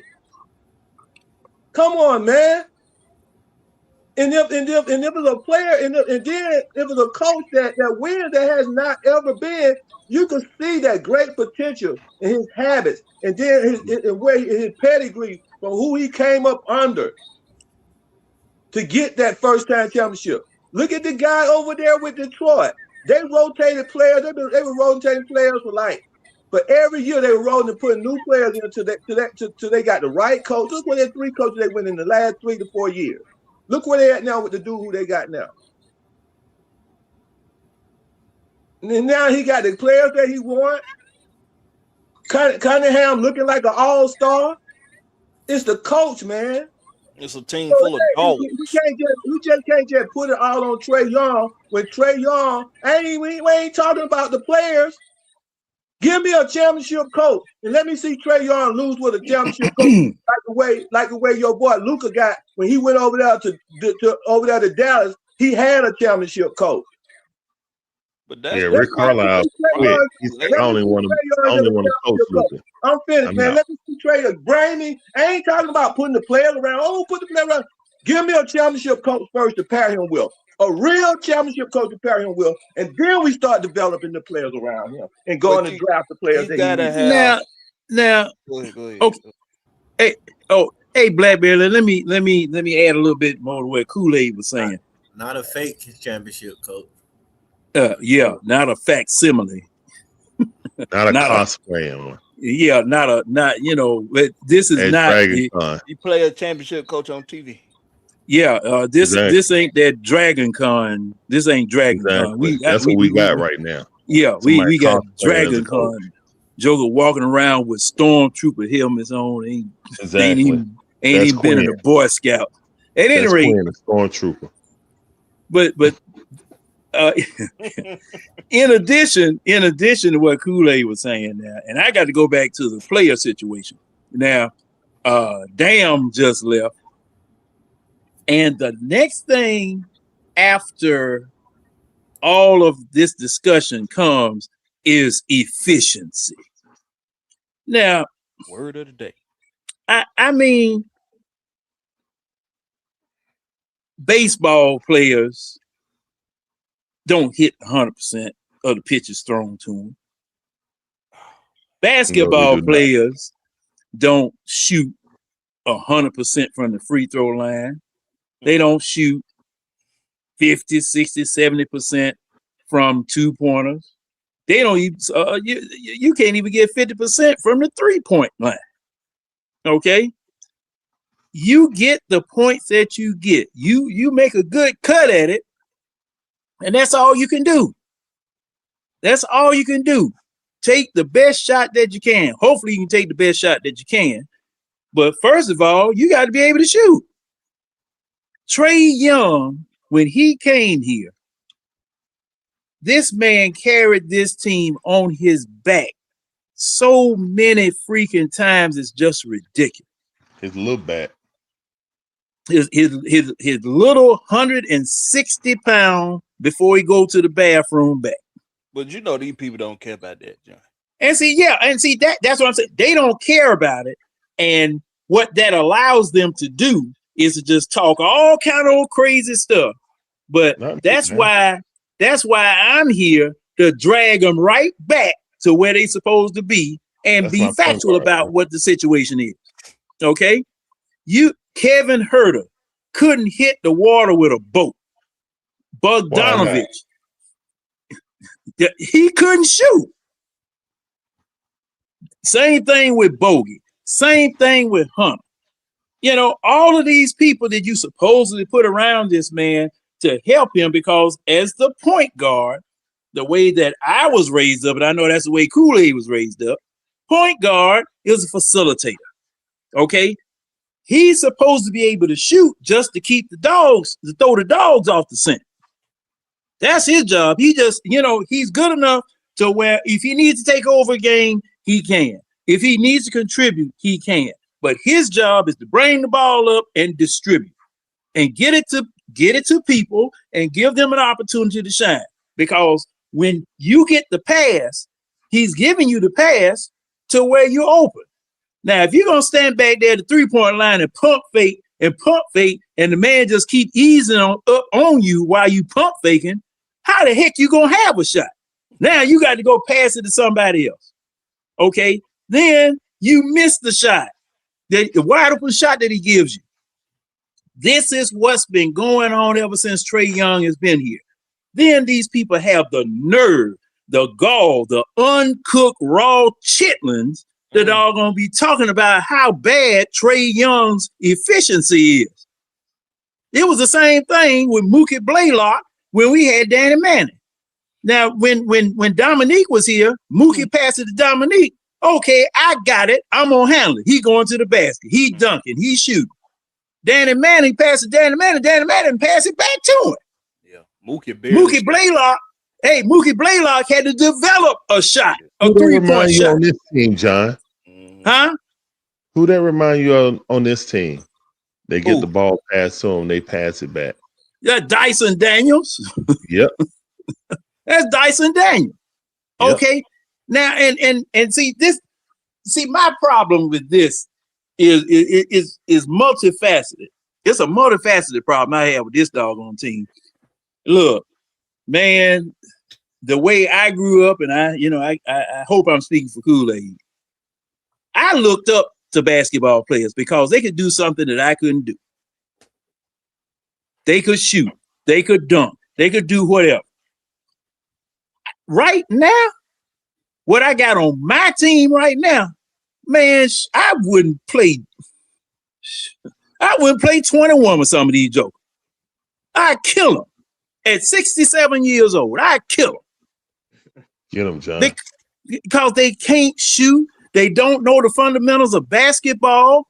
There's this joker on YouTube, Milton Chavis. This joker, man, anything somebody do that look like a walk, he's sitting up there trying to explain it is not a walk. I mean, basketball has degraded into something that I'm ashamed of now. Because these people don't know the game, don't know the history of the game. And there are some folk, and there are some folk that don't want me to go back in the past. I ain't gonna call the name. Hey, Kool-Aid, I ain't gonna call the name out here. What's up, Maggie? This is a different game. They don't like me to talk about certain things. I got a year limit that I got to cut off on. See, but I'm just saying. Basketball is a beautiful game when it's played correctly. Beautiful game. I mean, the symmetry, the symphony, it's like ballet. when you play it right. But when you have somebody that couldn't coach a pregnant woman in Lamar's class, coaching a basketball team, you ain't got nothing. I see Quin, he'll hop up and he'll have that same rat face that what's his name on what is that? Had that rat face looking like he just snorted a couple of lines, jump up. Love and hip hop. Yeah, love and hip hop. Yeah, he'll jump up like he coaching somebody. Man, you ain't see, and he fools people who don't know no better. He'll fool somebody who don't know no better. Like he earning every cent he getting paid. And man, it's just ridiculous, man. Look, there's blame to go around for everybody, coaching and players, for us not being more than a play-in team in recent years. I'm not going to absolve the players of playing poor. This includes Trey during certain times, but I also acknowledge no one wins by themselves. And I see a lot of people saying, well, nobody's a championship coach until they actually make it to the championship and win it in the chat. That is true.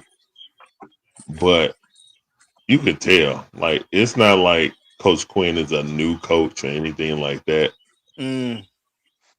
If he was going to get there, he was the number one team in the West. They failed out there. And I really don't even care what he did there. What has he done here? That's all I care about, guys. You know what'll get me to stop hating Quin? Make it to the second round at least. That'll get me to stop hating Quin. Made the playoff, man. And I'm gonna tell you something, man. If he wouldn't have been playing them old guys and played our rookies, we would have been in the playoffs last year. He played. Tell them what their name is, Mike. Tell them three guys who pissed me off every time they hit the floor. What was their name? Terrence Mann. Niang. There you go, Terrence, man. Yeah, you got it, man. You know who they are. Come on, man. He played Niang in the 4 spot. Yeah. He played. Did he have a choice? What was his other option? What was his other option? Because I don't remember. I mean, Moji, we don't know if Moji was ready last year or not.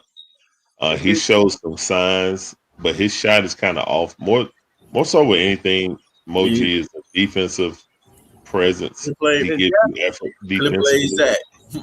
And that was he could have played that. But again, we had so many injuries. It didn't make any sense not to play that. It's like this, Blackberry.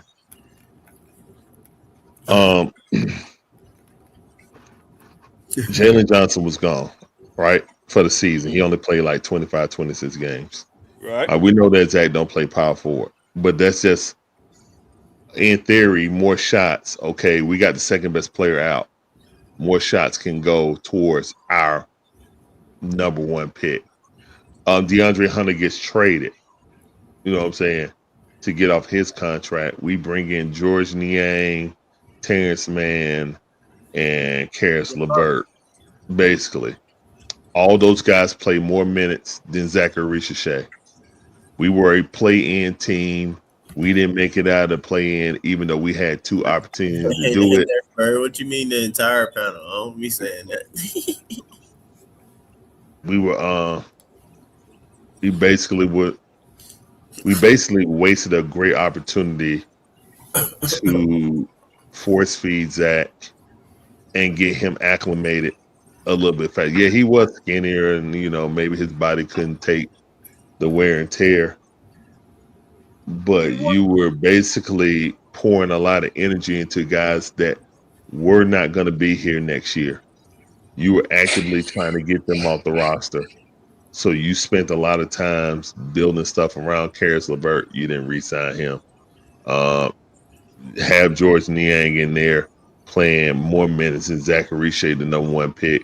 Regardless if every pick isn't the same, it was a gross disjustice of what they did to Zach. And people know. I mean, I don't think Zach is gonna be some franchise saving player, but I still feel every like game that Zach hit 30 points, we won. Every single game. yeah, but that's only scored 30 That's only 5 or 6 times, man. Out of 82 game series But season. What how I you going want to be consistent when your coach pull you? you can't, and that's the thing. You can't. We're Coach is kind not of seeing that. like you're a John number one draft. John Abraham kind of talked about that, saying that if you want a guy with consistent, we're getting a lot of sacks, but there isn't a dude right now. We all feel that JPJ is a dude, but how we play defense and rotate people, it could be Jalen, Walker in and JPJ out on certain downs. Now, late in the game, I think most of the time they have JPJ and Jalen out there. You know what I'm saying? When they really need to hunt the quarterback. But, you know what I'm saying? He basically paired himself like, where 55 was going to be. If it's third down long, I was going to be out there hunting the quarterback. So when I look at it like that, you can say the same thing for Zach. Like, if you're trying to really develop a guy, that's why I can't give no development credit to Quin for Zach, because the things that I want to see him develop is when Quin have him on the floor. What is he going to do with him? You know what I'm saying? People say, well, he developed JJ. No, I give JJ that credit. You know what I'm saying? Me personally. I will give him I will give him Moji because, I would say V. Krejci spent more time up with the big team. So get him Tulich doing practice and stuff like that. He had more hands-on with him. I can 100% say V. Krejci, that guy right there, is definitely 100% Quin. You know what I'm saying? Even DeJounte Murray had his best season offensively, shooting-wise, as an Atlanta Hawk. Has not repeated that feat since he's been hurt also, so that's kind of not fair since he left the Hawks. But, I mean, statistically, he was better here. So yeah, when Mike said that there's some validity to that, but some of these players are working out on their own in the off season, and I just felt like Zach could have had more experience considering the circumstances on how the season unfolded. I feel like he's being used. It's not even like they went under the guise of saying it was, minutes restriction. It wasn't minute restriction. This is how Quin is going to use him. This is what it was Zach restriction. It was Zach restriction. No, it's what he's molding Zach to be for this team with the roster we have. And I disagree about Zach load increasing if we don't re-sign Trey. We already seeing what he's going to do with him when Trey ain't here. Nall going to get more shots. Jalen Johnson going to get more shots. Even Dyson Daniels getting more shots. This is, guys, like, I'm not understanding how magically Quin is going to change his philosophy. Just Trey wasn't here. We're talking like if Trey was here, and that's why he's being overlooked. Trey wasn't here, and he was still being overlooked. So people want to praise Quin, this, that, and the other, and then say, oh, he's going to change. That tiger don't change his stripes. They don't. A tiger don't turn into a cheetah, bro. Let Zach's supposed to be getting minutes. Like, and look, all people play. And it's not even hating on him. It's literally I'm seeing what Quin is going to do. If Trey Young's not here, that's what Zach's going to do. Whether y'all like it or not, that's what he's going to do. If he was going to do anything different, he had a chance to increase his load last year. He did not. Okay, this year he's a second-year guy. Surely it's going to be off a minute restriction. No.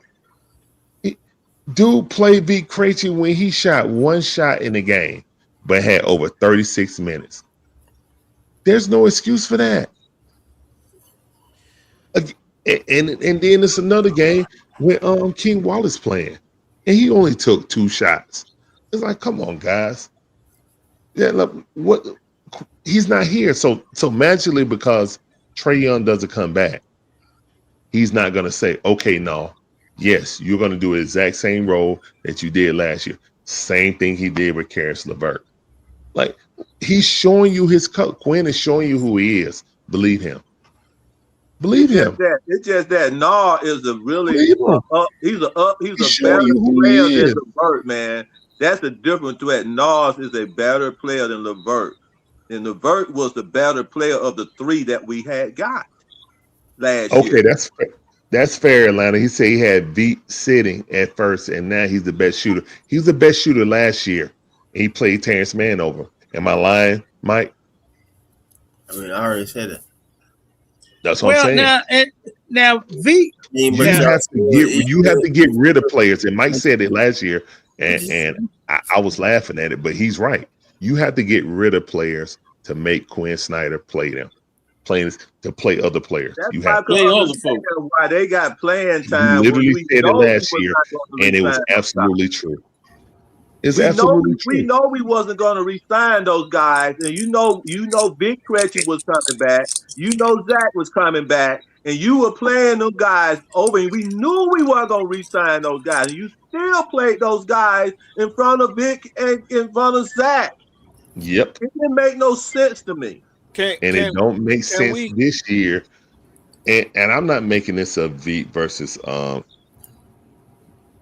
Zach thing, because he did it with King Wallace also. But Quin tendencies are Quin tendencies. Okay. Quintencies. Quin tendencies, however you want to name Quintencies. it. It is what it is. He's going to take out people in his rotation. He got a time when people come out in their rotation. No way that man not supposed to get more minutes. He may or may not stick with the high hand. I agree with you there, Kool-Aid. I mean, whatever, man. I mean, it's and see that. Hey, now let me say this. And I'm gonna be quiet. Now, Dante, Nafale Dante. Yes. This man in 33 games last year shot 71%, averaged 15, almost 16 points a game down there in the G League. My question was, what graduates you from the G League to the NBA? Okay. I looked at what Mo Gay did. He played 30-some games down there. He shot 41%, but he's now a star. This man, Dante, right now, with 3 games under his belt, and that's a real small sample size. Where you a starter? Down there in the G League, this man shooting 97%. Everything he putting up down there going in. Okay? Now, I've always been an advocate. Big man, you sit him there on the end of the bench, and if you don't need him to score, that's at least 6 fouls. Sick him on the opposing team, big man. Enforcer. Make him an enforcer. And make him go to work. Because, see, if you have double O out there on the floor, the big man is resting on defense. He resting on defense. He damn sure resting on offense, because he can shoot right over the top of him like he's not there. He can sun him every time he gets him down there in the low post. But this coach insists, and Mike pointed it out, he insists on putting the bad news bears out there every chance he damn get, playing against people bigger, more physical, and more skilled than the team he putting out there on the floor. We'll lose a 10, 12, 14-point lead.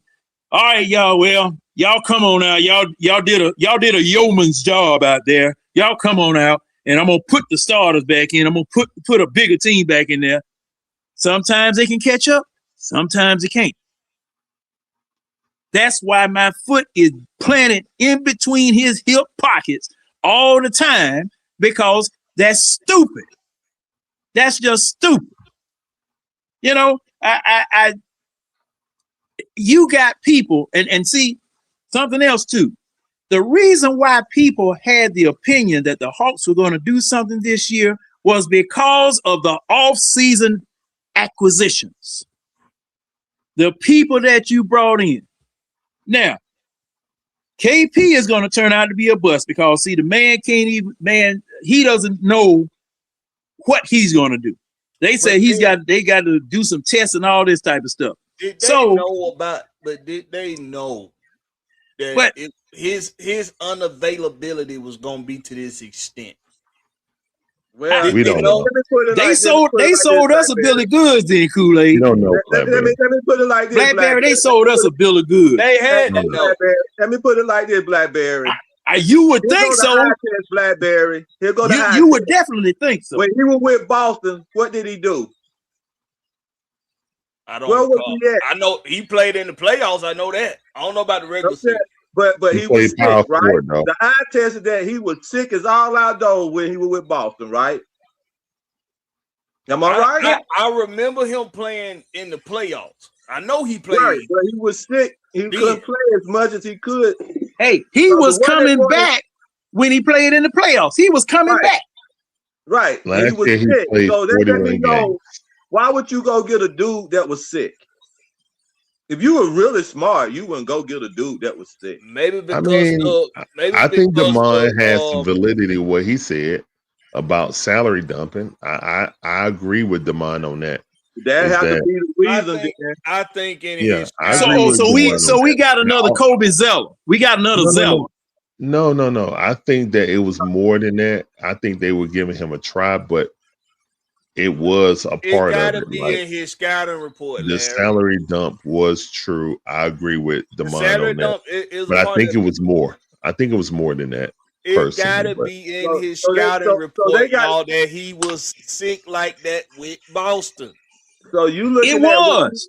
It was Blackberry. So that's the thing. If it's in the scouting report that he was sick with a championship winning team and was a part of that winning formula when it came time for the postseason, then maybe that's the thinking. The thinking is as long as you can get you a comfortable seed in the regular season, get you a comfortable seed in the playoff, get you a number 6 or better seed, he can play in the playoffs. He can play at that length of time, but a full length season, it was already in the scouting report that he wasn't gonna be able to do that. He wasn't doing that in Boston.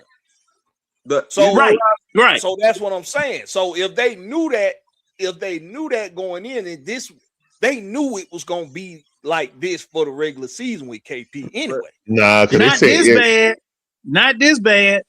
Like Blackberry, like they were saying before, they were saying he was out. How far are we from the All-Star break? How far are we from the All-Star break? February. That's February. So I mean, that's a lot. He's still 2 months out. It's still a lot of time for him to make to what you said. 40. He played 40 regular season games last year. Yeah, he played exactly half. Right now, he's on pace. Right now, he's on pace to only play about 32. Okay, so and he's supposed to get reevaluated in 2 weeks, not come back in 2 weeks. But see, that's the thing, Blackberry. This may have gotten progressively worse. This situation it's with not his even heart. the pots, John. They said it's not even the pots. No, they said it's not. Yeah, even it's something new. It's something new. Else. So they didn't anticipate something new happening. That's all I'm saying. This is something new. This is something new that has developed. That's why one sickness can turn into something else if you don't take care of it right, man. Hey, Blackberry, you remember when Caleb McGarry? You remember when Caleb McGarry came here and he had a heart situation that he didn't do anything about. Okay, then he had to have a procedure during training camp. Was it year before last or a couple of years ago? He had to have a procedure during training camp. He had the procedure the all season. He got drafted. Yeah, that's what I thought. No, it was the year after that. No, John, it was the year he got drafted. I thought it was the same year. and it's something, and he has a scheduled procedure that he has done. Okay. For that condition. So he has something that he has to do about that periodically. So they knew that too. That was in the scouting report for Caleb McGarry too. Hold it, let me look that up. Cause see now, okay. Yeah, because he's dealt with it since high school. He's always dealt with it. But that's what I think a lot of the evaluating of the Hawks. Of course, it's the players are who we see first, and then it's coaching. We forget like that management for the Hawks has been bad. It's been bad management. We hoping that Unsi is going to change that. I like what I see from him. I like what I hear from him. He sound like a no nonsense guy. Look like he got a good plan for the future. And I really do believe, now I don't know this for certain, but I believe he's saying he got it. He know in the back of his head if he don't like what Snyder put together as a coach this season, he out of here. I really believe that. But KP or Trey? No, Quin Snyder. Oh, okay. I got you.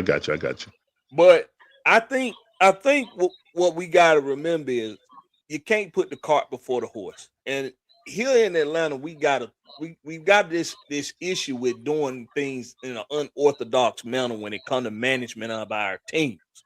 The Falcons we see it right now with the Falcons. They run that damn place like it's a democracy. You ain't supposed to run no professional team like a democracy. It should be one motherfucker making some damn decisions around that. One. Yeah. Honestly, should be making the decisions for the Hawks. It should be his show when it comes to management. Well, that's what it seemed like. Well, that's what it seemed like. That's what it is. And you see the moves he making, man. It's Auntie's moves. And I think the KP move is a salary dump. And I mean salary dump like this. He signed to a 1-year contract. The moves that Unson made was to get those draft picks. That's why we said we can't give up about those draft picks. Every move he made was to go get some more younger, more talented basketball players that coming out this year or in the next year. And I guarantee you, I'm just gonna say I'm gonna say it like Charles Barkley. I guarantee it. KP won't get signed next year. For the Hawks? For the Hawks. Ain't no way we re-signing him, Kool-Aid. That's what I said. I guarantee he won't get signed. Oh, he won't. Okay. I got he won't get signed. I would say I guarantee I think he will not get signed. That contract salary will be dropped. It will be gone. If he's not traded. If he's Caleb McGarry was drafted with Lindstrom back in 19. JJJ is a worse rebounder than Yucca. Well, no, they're around the same. JJJ is a horrible rebounder, guys. He only averaged 7 rebounds to be 6'11". Great shot blocker. He shoots too many. Who you talking about? He shoots better than him. He doesn't rim protect better. He also rebounds better than JJJ. So, I mean, and JJJ makes a lot more money than a Yucca Kongwu. You know, like I'm not a huge Yucca Kongwu fan. I think we need a real starting, center. But I think he's fine for backup center. I think he's fine for backup center, but not the starting. That's why I want to go get Zubac. But people are pushing back on the Spurs and Hawks. Available? Hey, is Zubac available? Is he available? Yeah, I think they're going to be sellers. If we're offering, who are you playing for? In a first. A first in a second or something like that. No. You do Porzingis. You do the Spurs swap, so that can be because the Spurs going to be better than you. They're going to be a top 5 team in the West. So that pick is 22nd. Okay. That's the 22nd pick in the draft. I ain't sold on trade. KP. Are we going I to need it scoring in the playoff? We got possible 2 first-round picks next year. We're not coming off the Pelican pick. That is the golden goose, okay? That is the real magical bean. If you're drafting between 15 and 30, it's a crapshoot. You may hit on someone, you may not. But my thing is this. What is Quin going to play? Is Quin going to play the veteran Zubac, or is he going to play a snot-nosed rookie? He going to play Zubac. Are they trying to win now? They feel like they got a team to win. They feel like they got a team to win. They're trying to win now. If you're trying to win now, you do what you got to do to get Zubac and keep KP, in my opinion. We're already the 3rd youngest team next year. We have 2 possible 3 picks next year. We're not going to play 3 people. We'll barely play the number 5 pick. They can't win right now like that. They can't win right now.